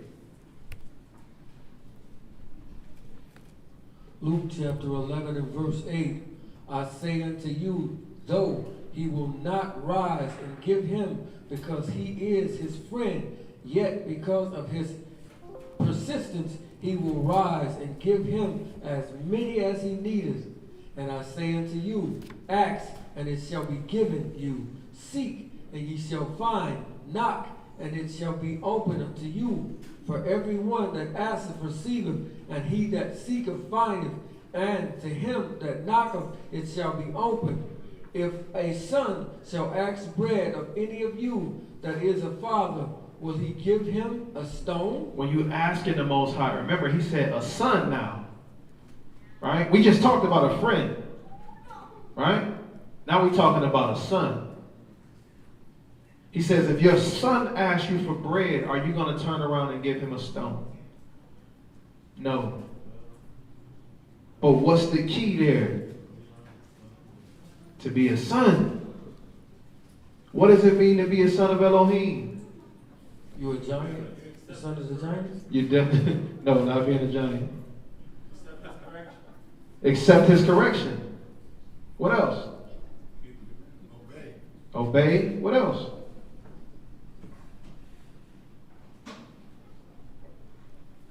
Believe on him who has sent. Born again. To be born again. You should have said it. Should have said it. You got to be born again. In your flesh without being born again. Because he said, No man can enter into the kingdom without what? Without being born of water and of ruach. If you have not been born of water and of ruach, you your mama's child. I'm not saying it like it's a bad thing. I'm saying that you're still attached to the flesh and disassociated with the gift of being called the sons and daughters of Elohim. Right? So he says, for a son, if he asks for bread, is he going to give him a stone? According to our text, when we get born again, what do we have to accept? Who do we have to accept? We have to accept Mashiach, which is what? The bread. He given us the bread. Right? Read. Or if he asks a fish, will he for a fish give him a serpent? Or if he shall ask an egg, will he offer him a scorpion? If ye then, being evil. If you then being what? Being evil, know how to give good gifts unto your children, how much more shall your heavenly Father give the Ruach HaKodesh to them that ask him? He says, how then, if you being evil people, wicked, if you don't do for your own children, how much more will he do for his? You know what I'm saying? But the contingency on that is what? Being a son, being a friend, and praying without ceasing. Do not get weary. Don't get slothful in prayer. Right? With that, I say shalom. No. Love it, hate it, teach it again, teach the rest of it that you left out today next week. I only had 25 minutes for y'all. It was a tag team. Once I seen him going, I was like, you know what? Just give him a little bit left. You know what I'm saying? I don't want to bore. You know what I'm saying? I don't want to bore y'all with it. We got questions in here? You think that you can be slothful in conversation too? Lazy in conversation. Give me an example. Like, I mean, you can be lazy in anything. I guess But, like yeah. the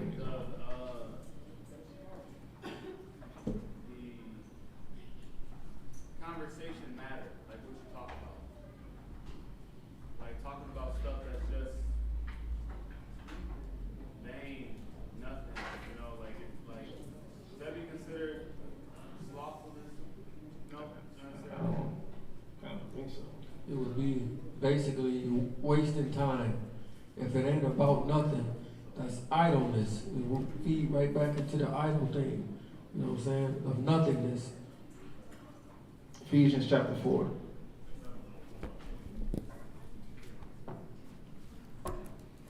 Regular conversation is cool, but when you go into, when you say vain is a whole other type of time.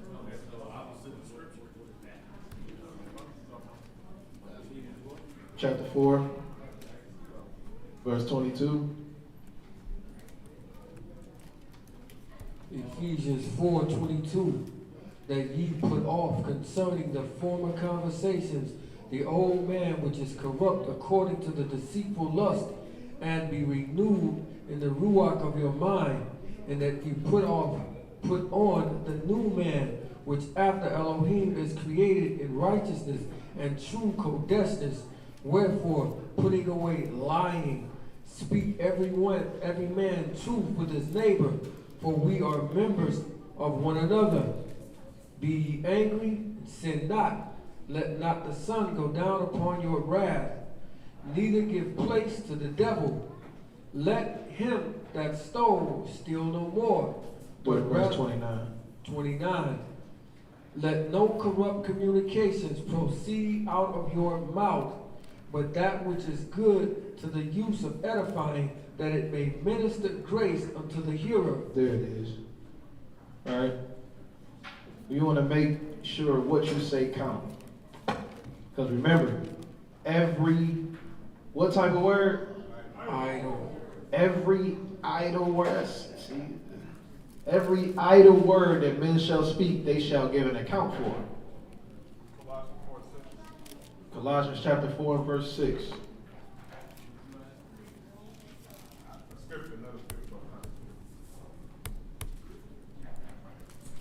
Colossians 4 and 6.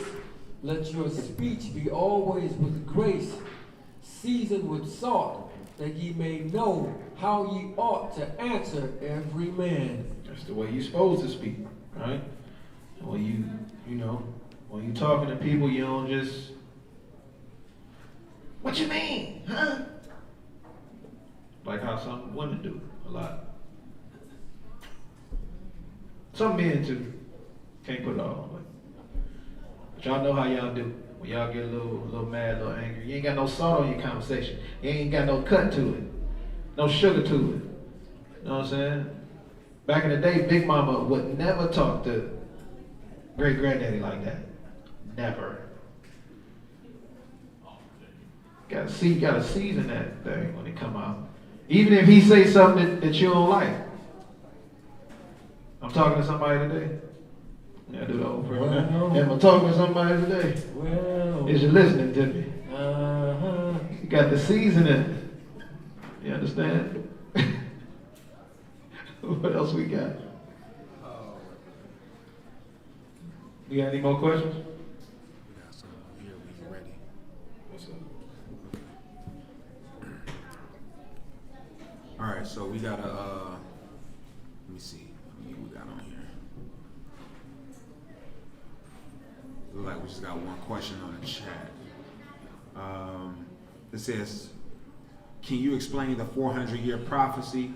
If America is not the United States, if American slavery isn't in prophecy in Exodus, is it in Deuteronomy 28? If not, how do we know we are the Jews, Israel?"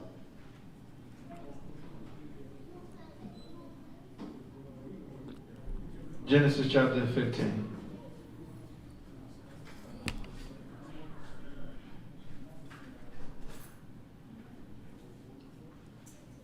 You give me Deuteronomy chapter 30. Genesis chapter 15 and verse 13.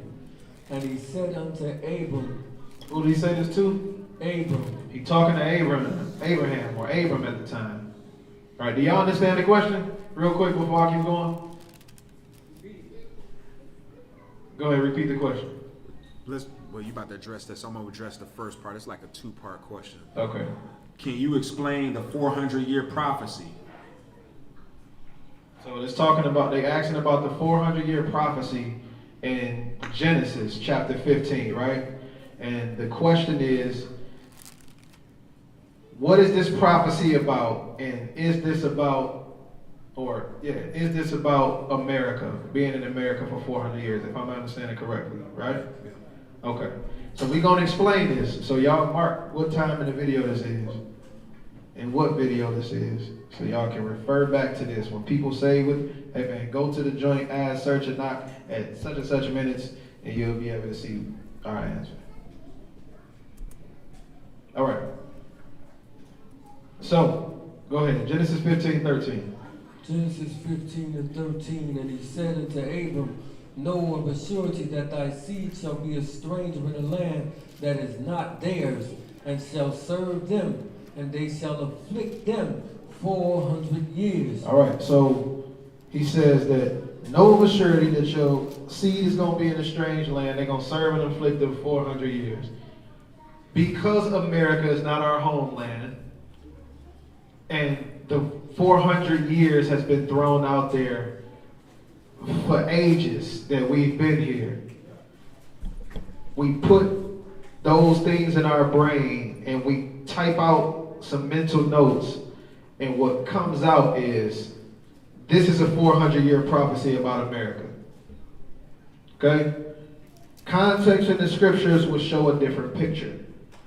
So he says, know of a surety that your seed is going to be in a strange land, And they're going to serve and afflict them 400 years. Go ahead and read. And also that nation. And also what? That nation. The one nation. That nation. Read. Whom they shall serve will I judge. And afterwards shall they come out with great substance. The children of Israel is a collective of how many tribes? The transatlantic slave trade consisted of how many people, they say? Only Judah. This is what the, right? Right. Yep. That would mean that the rest of the tribes, which according to their chart, was sent off to different places where they were held with what? Captivity. In captivity. Now, this just said in that nation that they shall serve, not in those nations. Right? That nation. Because if the 400-year prophecy was about America, that would mean that the same amount of time we've been here, that the other tribes will be where they've been. Yes? So it will be a 400 years over there in Guatemala. It'll be a 400-year prophecy over in such and such. It'll be in Panama, Brazil. What's the where is it? Jamaica, Haiti. It'll be a 400-year prophecy everywhere we went. South America, right?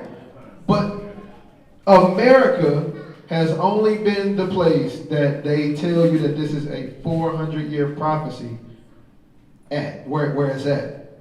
When it's talking about the children of Israel, not just Judah. Okay? So we're going to keep on walking up. Y'all with me so far? Anybody got any questions so far? Go ahead, Al.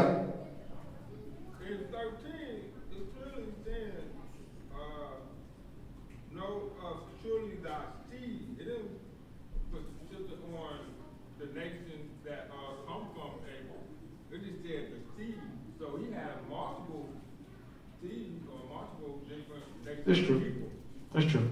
But you know, we put on our third and fourth eye, and we be like, Judah, right?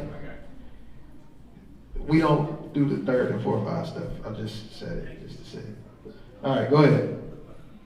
Verse 14 again. And also that nation. What nation? That nation. Those nations. That nation. The one nation, read. Whom they shall serve will I judge, and afterwards shall they come out with great substance. So after the, how many years? 400. After the prophecy, they're going to come out of this place with what? Great substance. Great substance. Where is the substance going to be gathered from? That nation. Which means we'll have a bunch of stuff that we leave the nation with. According to the charts, camps, theologians, whatever, whoever you want to say America is this 400-year prophecy, when it came down to the 400th year, according to the prophecy, what was supposed to take place? We're supposed to leave with what? Great substance. All right. Now, if that didn't happen, what does that exclude America from being? The place. The place. Have any of our brethren left from any of their captivities with great substance? No, not recently. This didn't happen, right? Because if they did, then all they had to do was reach out and say, yo, cuz, we left from over here, we got the stuff, y'all come on and join us. That didn't happen, right? A lot of people will push that to make you believe, hey, this is why you need to believe in the Bible, because it say 400 years. We've been here 400 years, see, we the people. The scriptures don't need an aid to it. It don't need you to sell it to anybody. The scriptures sell themselves. All it takes is for a believer to be somebody who's going to give the message. That's it. Right? Keep reading. Verse 16. But in the fourth generation. In the who? Fourth generation. From who? Abram. From Abram in the fourth generation. Now, I don't know how people count generations. But this was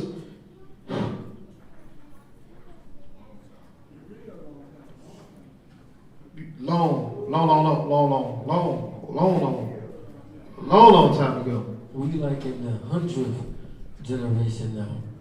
Exactly. Now he said in the fourth generation, read. They shall come hither again, for the iniquity of the Amorites is not yet full. They're going to come where again? Here, in the place that they are right now. Where he's at. They're going to come there again when the what? In the fourth generation, when the iniquity of the Amorites is not yet full. The iniquity of the Americans. It was a misprint in the Bible. It's supposed to say Americans. See, it says Amorites. Amorites. Americans. No, the Amorites. Okay. The Amorites. A real people. It's a real people. Please don't take this as as we're mocking you who asked the question. It has nothing to do with you.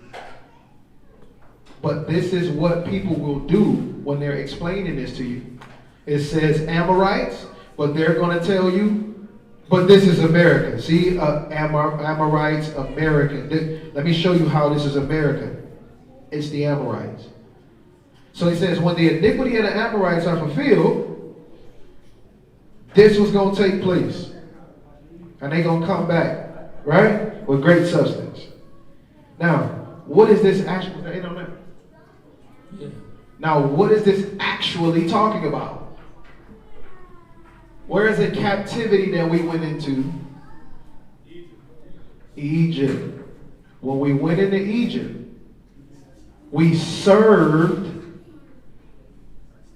and were in bondage for how long? For the 400 years, right? When we left Egypt, did we leave Egypt as one tribe? Was it only Judah? No. Was it only Issachar? Was it only... No. We left Egypt as what? As a nation, right? So he says when you leave there, because he says that he's going to judge that people. So before we left Egypt, what happened? Plagues, right? Pestilence, all these different type of things. Then when we left Egypt, what did they send us off with?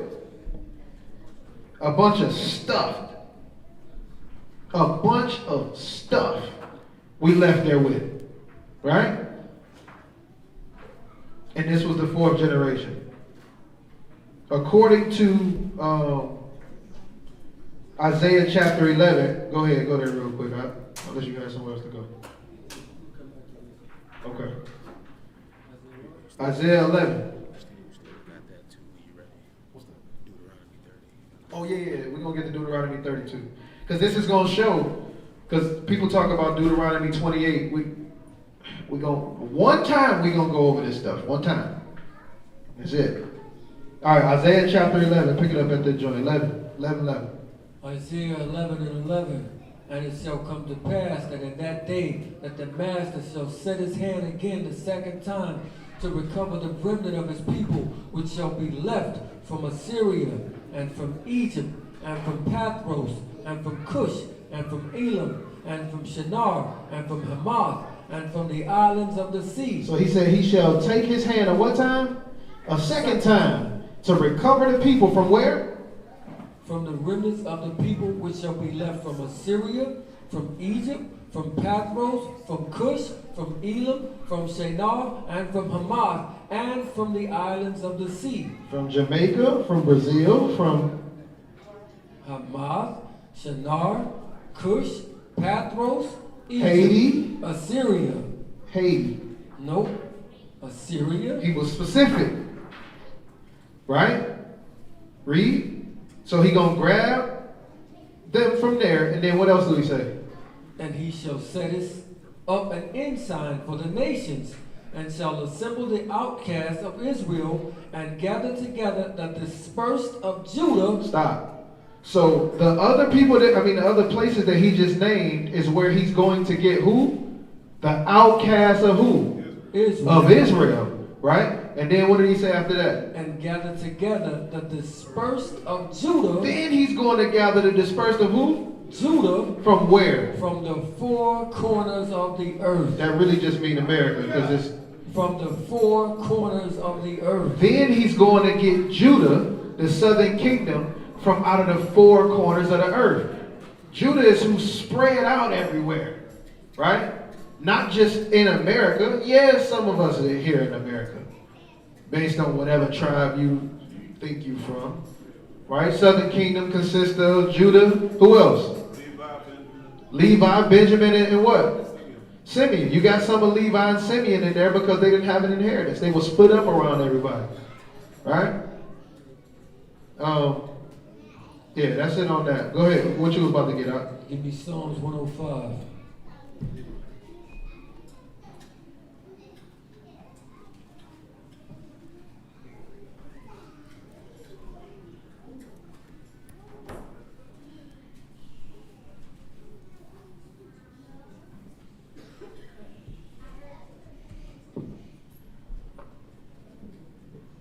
All right, Psalms 105.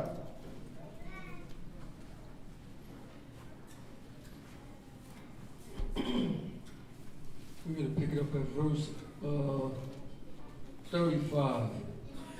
Psalms 105 and 35. And did eat up all the herbs in their land. So the key thing in Genesis 15, 13 through about 16, he says he's going to judge this nation, right? This is the key. He said, and that nation will I judge.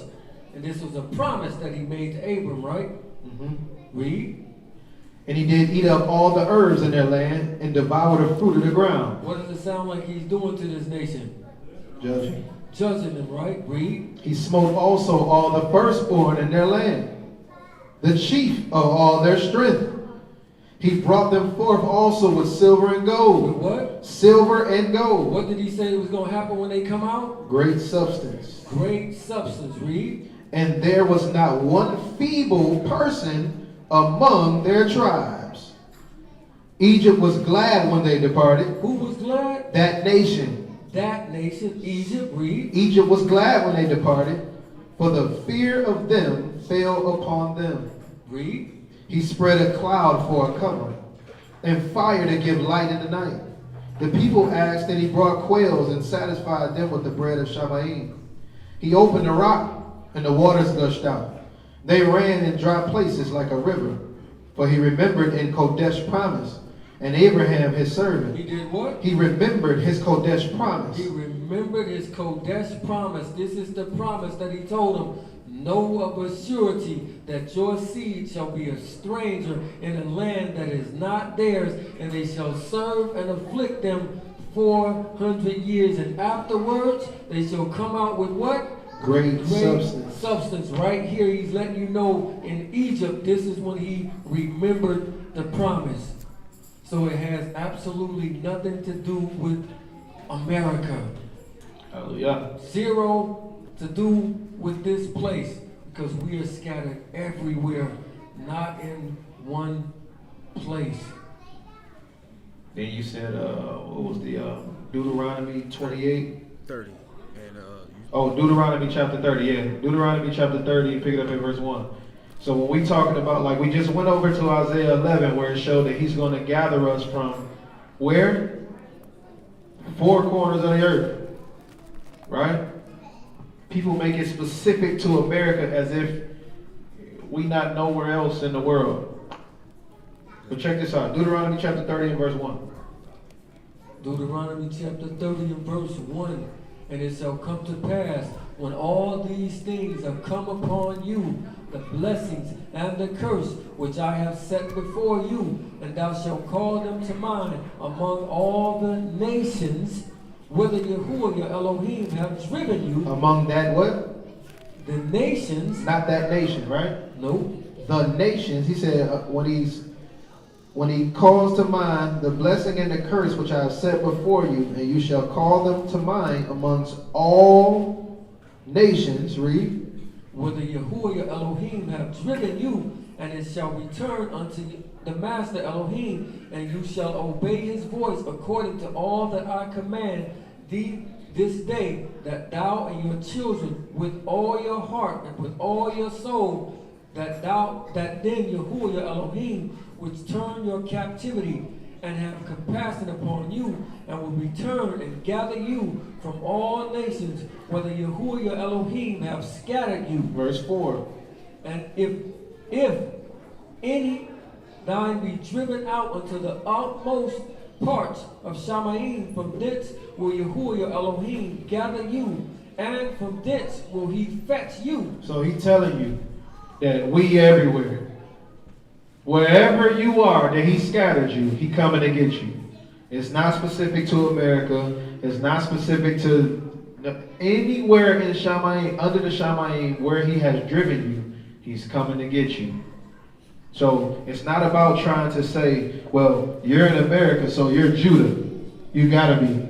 And then Haiti is the Benjamites, right? Or what is Jamaica? Levites. Okay, so in Haiti, the Levite. Okay, we're gonna deal with logic just for 1 second. 1 second. The North American Negro is Judah. Okay? The Benjamite is the Jamaican. The Haitians. The Haitians are the Levites. Who was Simeon? And Simeon was like my brother right here, Dominican brother. All right? He's not really Dominican. He just looked like that on camera. All right.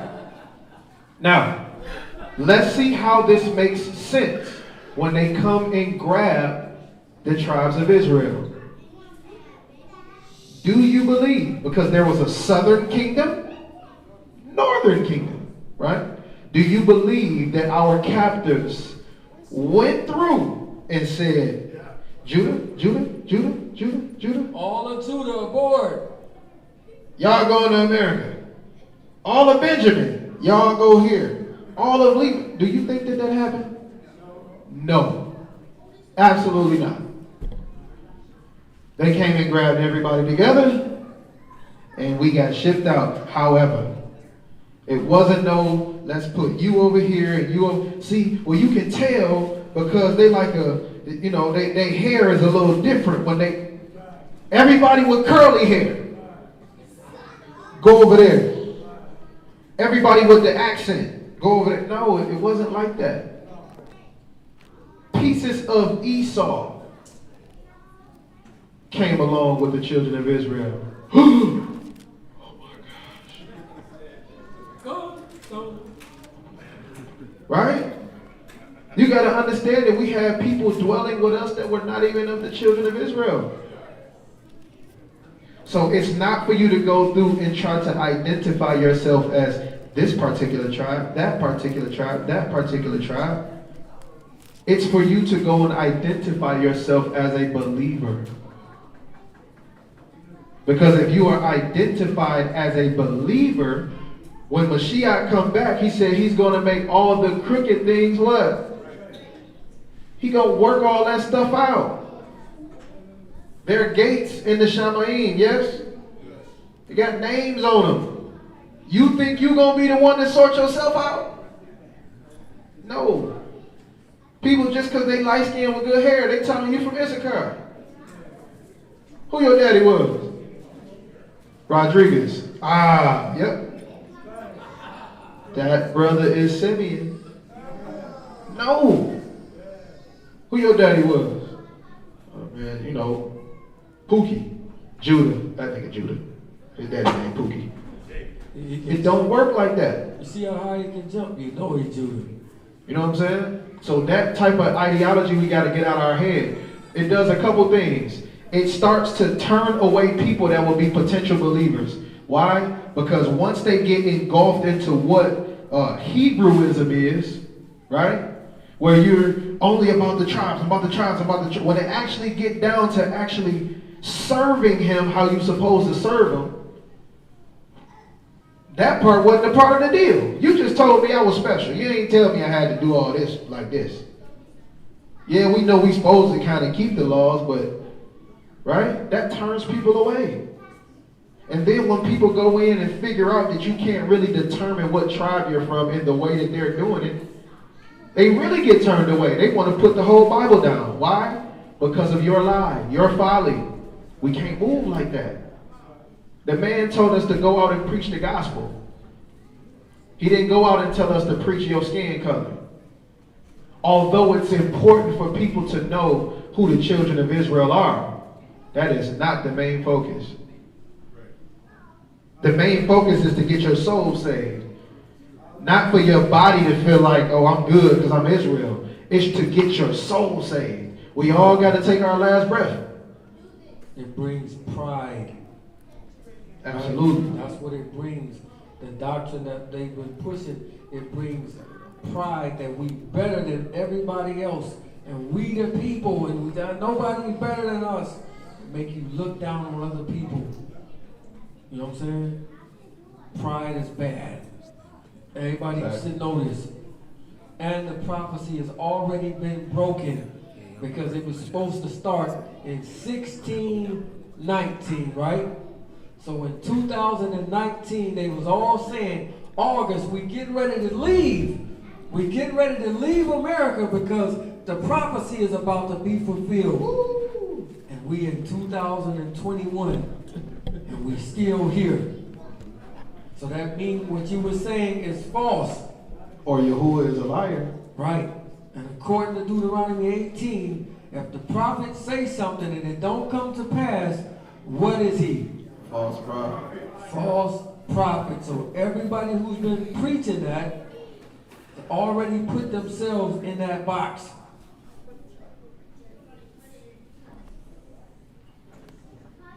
All right. So, Then he wanted something about Deuteronomy 28. is it in Deuteronomy 28? Basically a prophecy about America. Is it in Deuteronomy 28? How do we know that we are the Jews? Deuteronomy 28:68. That's not a prophecy about America, y'all. Deuteronomy 28:68 is not a prophecy about America. I'm going to break this down for y'all. Go ahead, read it. Deuteronomy 28:68. And Yahuwah shall bring you into Egypt again. Into where? Egypt again. Which What you got? Give me Exodus 20 so we can see what Egypt is.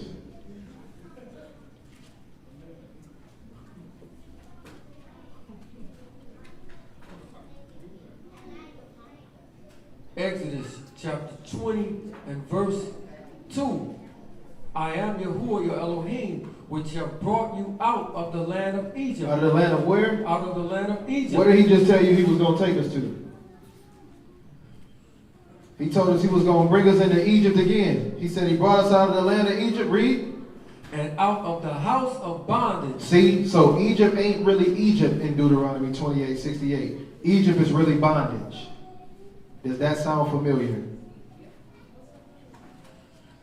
That's not the truth. Egypt is Egypt. Deuteronomy chapter 28, verse 68 again. Deuteronomy 28, verse 68. And Yahuwah shall bring you into Egypt again with ships. Into where? Into Egypt again with ships. Into Egypt. Not just what you say bondage is. See? Which one of your ancestors, who else in the world went into slavery on ships? Plenty. Right? But he said bondage again on ships. Right? We going to see America was a place of bondage and we got here on ships. So this is what this is talking about. No. It's not. It's not talking about America at all. It's talking about Egypt. Read. By the way whereof I spake unto you, you shall see it no more again. You shall see what no more again? Egypt. Egypt. You still in America, y'all. Right? It's not talking about America. This is Egypt. After this, you wasn't gonna go back into there and captivity. You wasn't gonna see it again. Read. Thou shalt see it no more again, and there shall you be sold unto your enemies for bondmen and for bondwomen. What does bondman and bondwomen mean? Slave man and slave woman. You was gonna be sold for slave man and slave woman. What other man and woman you know in the world went through slavery but the black man? Well, a lot of them. A lot of people actually went through slavery before. This has nothing to do with America.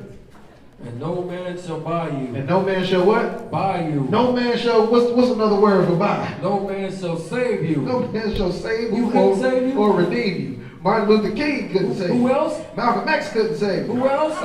Was it Nat Turner couldn't save you. Oprah can't save you. Is that how you hear it? Is that the breakdown? If I'm lying, I'm flying. That's the breakdown, right? That ain't got nothing to do with this here, man.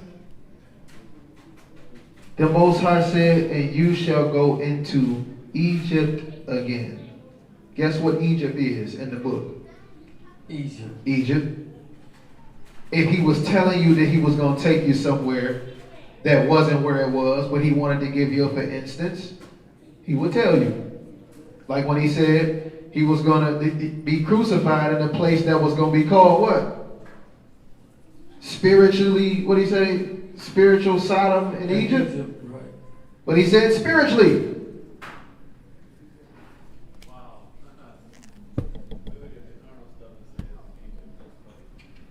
Egypt is Egypt.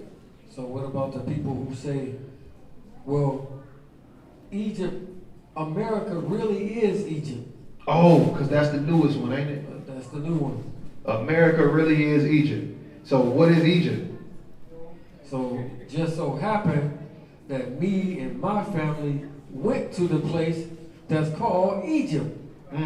And on the walls over there, it's got Mizraim written everywhere. And they got Egypt written everywhere. Like you actually went there though. You was there. I was there. In a place called Egypt. In a place called Egypt. Which is rarely rendered Mitzrayim. Right. You was there, physically. I was physically there. Is it video footage of that? Yes, sir. That place wasn't called America. No, sir. Are you in Egypt still? No, I'm not. Where are you? I'm in America. Egypt is Egypt. America is America. Don't run with all this stuff that people want to make the Bible fit something. The Bible been here way longer than you.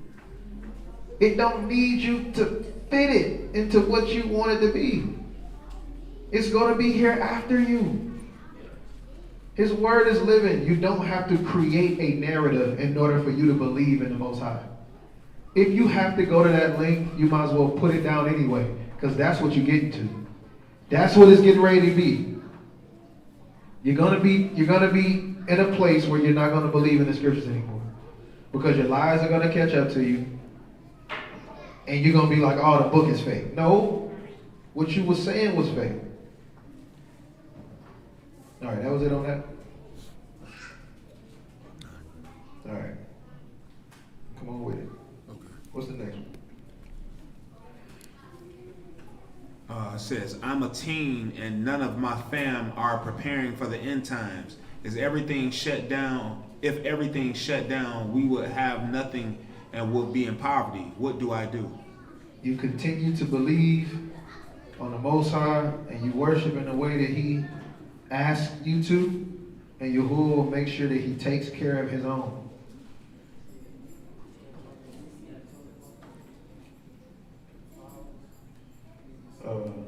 Matthew 6.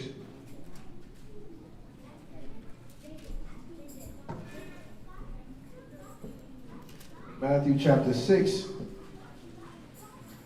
And we gonna pick it up at verse 31. Therefore, take no thought and say, what shall we eat? Or What shall we what? what shall we eat? He said, don't even think about it. Read. Or what shall we drink? Or wherewithal shall we be clothed? Read. For after all these things do the Gentiles seek. Do who seek? The Gentiles seek. Read. For your heavenly Father knows that you have need of all things. So y'all already know everything that we need. Read. But seek you first the kingdom. Do what? Seek you first the kingdom. Like I just said, make sure that you pray and do the things that he's actually telling you to do. Everything within your power, do it. That's right. Read. But seek you first the kingdom of Elohim. Do what? Seek you first the kingdom of Elohim. Seek you first the kingdom of Elohim and what? And his righteousness. And these things shall be added unto you. And these things shall be added to you. So he's going to take care of you. Is that more than when he talked about the ravens? Oh. Leave the soul and reap? Yeah. Verse 26.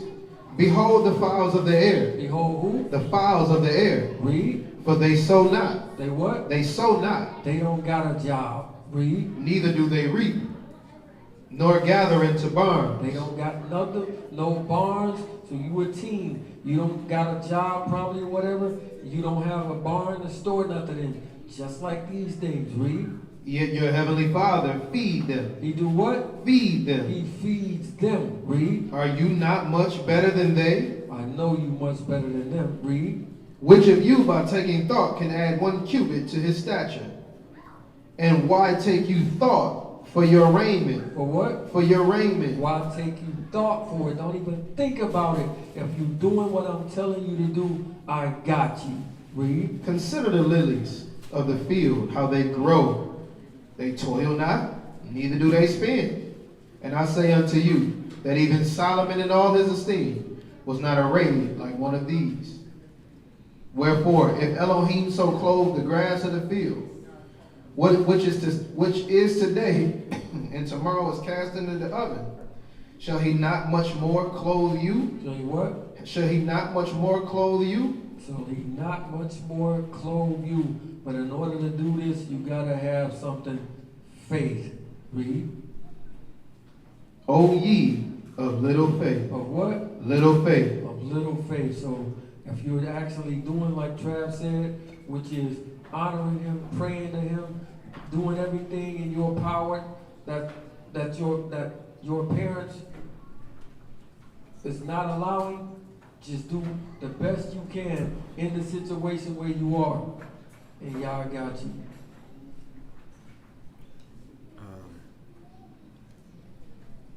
Okay, it says, are we supposed to leave and go into the borders between the rivers, the wilderness, to wait for Yeshua to not be destroyed?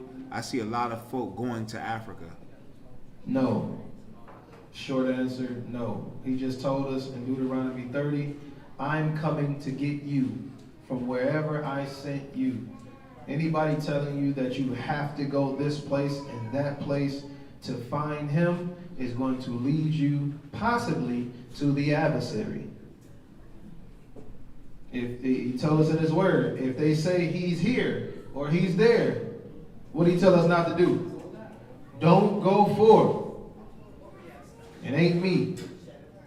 Go ahead. It says, but actually, what about the mass exodus of African Americans who are relocating to Africa as we speak?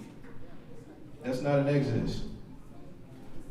Not mentioned, not like the exodus in the scriptures. The exodus in the scriptures was something that it was the entire house of Israel, and the Most High made pathway for us to leave together. People are leaving individually to go, and the only thing they doing is moving.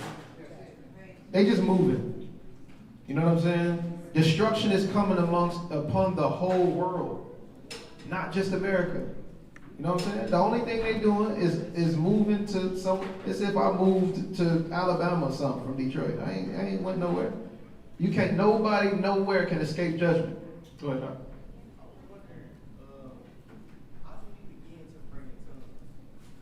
One more time. I said, how do you begin to pray in tongues? Pray in tongues. How do you begin to? You don't. Yeah. You don't. straight. We're going to show you.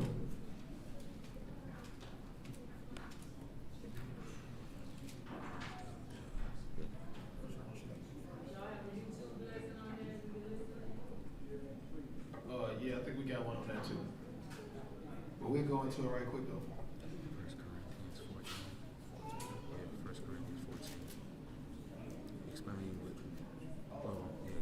that means. Yeah. All right, 1 Corinthians chapter 14.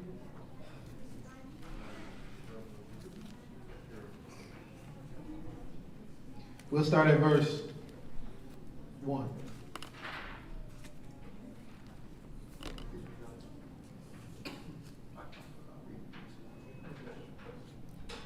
First Corinthians 14:1. Follow after love and desire spiritual gifts, but rather that you may prophesy. That you may what? Prophesy. So he's telling you the best thing to do here is to prophesy. Right? Read. But he that speak in an unknown tongue. What type of tongue? Unknown tongue. So he that's speaking in an unknown tongue. So we got to find out what is a tongue. You know what a tongue is? A language. Great. That's what it is. So basically he's saying, for he that speaks in an unknown language. Right? Read. Speaks not unto men, but unto Elohim. For no man understand him. Howbeit in the spirit he speak mysteries. So he's telling you that even in the physical world, no man don't understand him. Then he's saying, even in the spirit, he speaks mysteries. What are mysteries? Unknown things. Again, so in physical form, nobody don't get it. And in the spirit, it's a mystery. Still something hard to be understood. Read.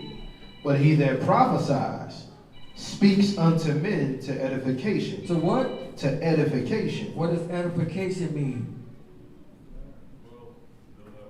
So you can understand it, right? It doesn't mean anything to get up here and say a whole bunch of jibber jabbers and nobody knows what you are saying, right? If a Chinese man come in here and tell us, I got $1 million for you, but he's speaking in Chinese, we don't know what he's saying.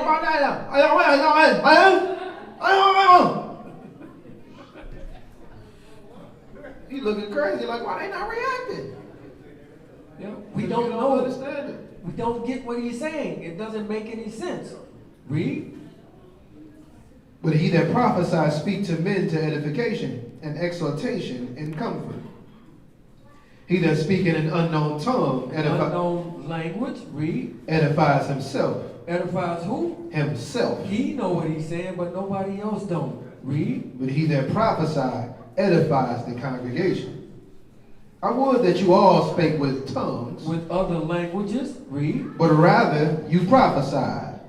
For greater is he that prophesies than him that speak with languages, except he interpret, that the congregation may receive edifying. So most of the time when people are speaking in quote-unquote tongues, they don't know what they're saying themselves. So if you don't know what you're saying yourself, how can you edify the people that's listening to it? Right? Because you need to know what you're saying. So, what did you say, brother? What does that mean? Tell me what you're talking about. Well, that's between me and the Lord. I know what he said. He said that he prophesied that yes, it's coming to me. It's coming to me. That's how people do. You know what I'm saying? And it's just not right. You know what I mean? That's not really to poke fun at the people, but the act itself is disingenuous. You know what I'm saying? Like when somebody praying in tongues, when they say they praying in tongues, I mean they praying in a language, right? But they don't know what they saying. So remember we were just talking about prayer. The prayer is meant for you to ask a petition for something. So if you in there and you just if you in there doing that, and you don't know what you're saying, how do we ascertain that you're praying for anything? Or people will say, well, God know what I said. I only spoke in gibberish so the devil wouldn't understand. What? So who is the devil there? You are, because you don't know what you're saying.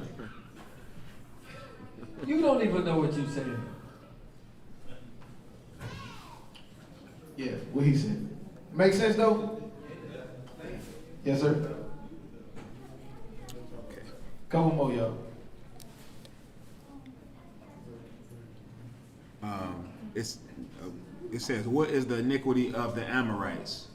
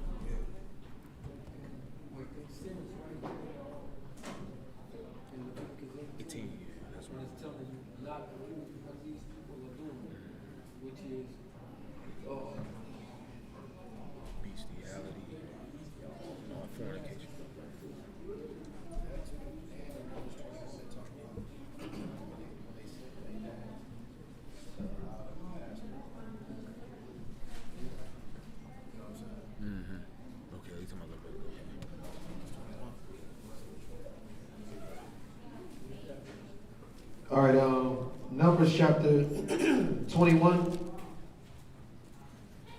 and 21. Here's a piece. Numbers chapter 21 and 21. And Israel sent messengers unto Sihon, king of the Amorites. King of the who? Amorites, saying, let me pass through your land. We will not turn into thy fields or into your vineyards. We will not drink of your water of the well, but we will go along by the king's highway until we be past thy borders. So all we said was we just need passage to go through here, and we gonna stay on the outskirts to get past to go where we going. Read.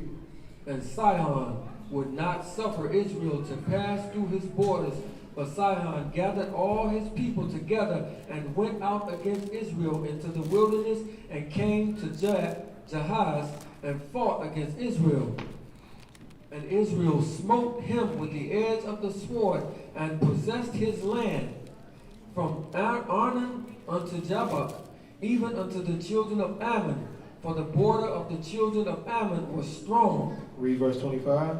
And Israel took all these cities, and Israel dwelt in all the cities of the Amorites, in Heshbon, and in the villages thereof. So we dwelt in all the cities of the Amorites, right?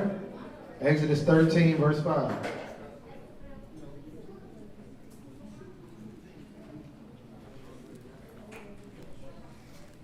Now, where are the Amorites dwelling at?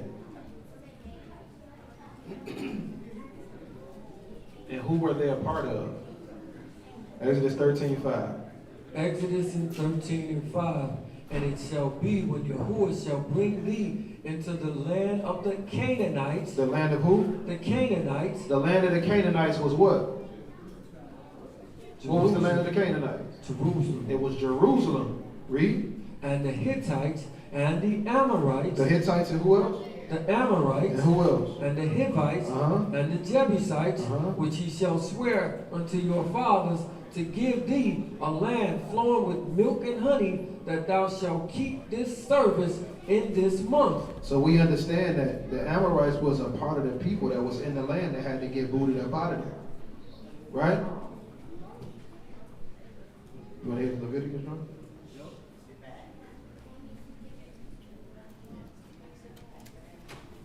So we can see that the Amorites and the Canaanites, they're all really like one tribe that's split up like the 12 tribes of Israel is. But they all come from Canaanites. So we go to Leviticus 18 and we'll see the sin of these people. Yeah. Leviticus 18 and verse 1.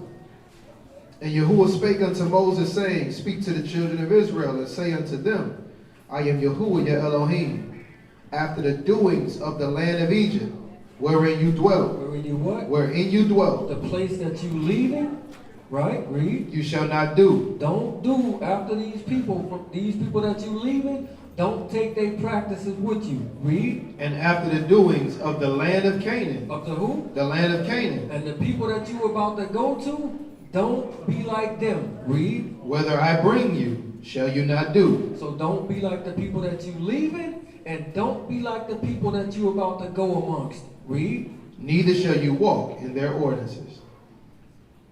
Read. You shall do my judgments and keep my ordinances, to walk therein. I am Yahuwah your Elohim. You shall therefore keep my statutes and my judgments, which if a man do, he shall live in them. I am Yahuwah. None of you shall approach to any that is near to kin to him, to uncover that nakedness. To do what? To uncover that nakedness. So he's knowing that this is what these people do. Same cousin, sister, father with the daughter, daughter with the brother, all of this type of sick stuff. This was the sin of these people. Read. The nakedness of your father, or the nakedness of your mother, shall you not uncover. She is your mother. You shall not uncover her nakedness. The nakedness of your father's wife shall you not uncover. It is your father's nakedness. So this is what they were doing. This is the sin of these people. This is how the giants actually got into play. Read. The nakedness of your sister, the daughter of your father, or daughter of your mother. So when he's saying the nakedness of, he's saying these people were having sex with the close relatives to them. This is why it's an abomination, right? So this is the sin of the Amorites, because they are a part of the Canaanites.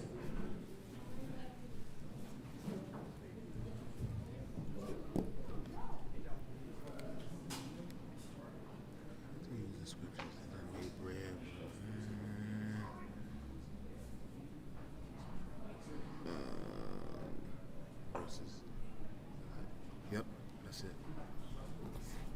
All right. Any more questions in here? Going once, going twice. Sold to nobody. And with that, we say shalom. It's quarter to John. We got any announcements? Going once, going twice. New moon is now, right? New moon service. Cedar Point tomorrow.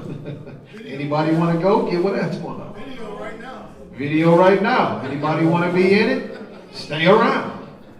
Y'all ready? Huh? What's up? Hold on.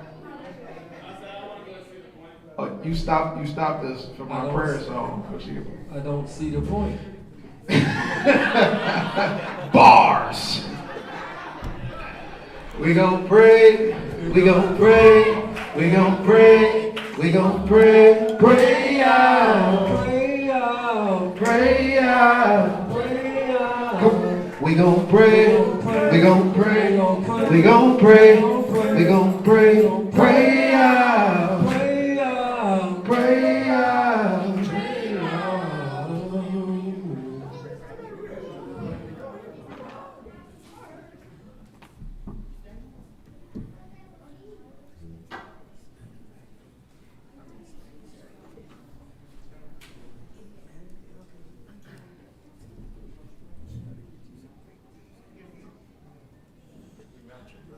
I see. I see. All minds clear? Father Yahuwah, we thank you, Heavenly Father, for this lesson that went forth, Heavenly Father.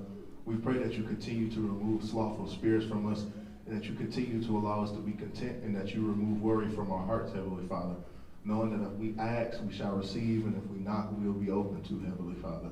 We thank you, Heavenly Father, for all of us being together, Heavenly Father. We ask that you continue to keep us in nourishment, Heavenly Father, and good health, Heavenly Father, and that you protect us from the wiles of the enemy and keep us from temptation. All these things we forever pray through your Son, Yahushua HaMashiach, believing that we will receive them. So be it. So be it. Abinu Shabbat Shemaim. Ikadosh. Shemka. Tabo. Malkuka. Yaseh. Yasonka.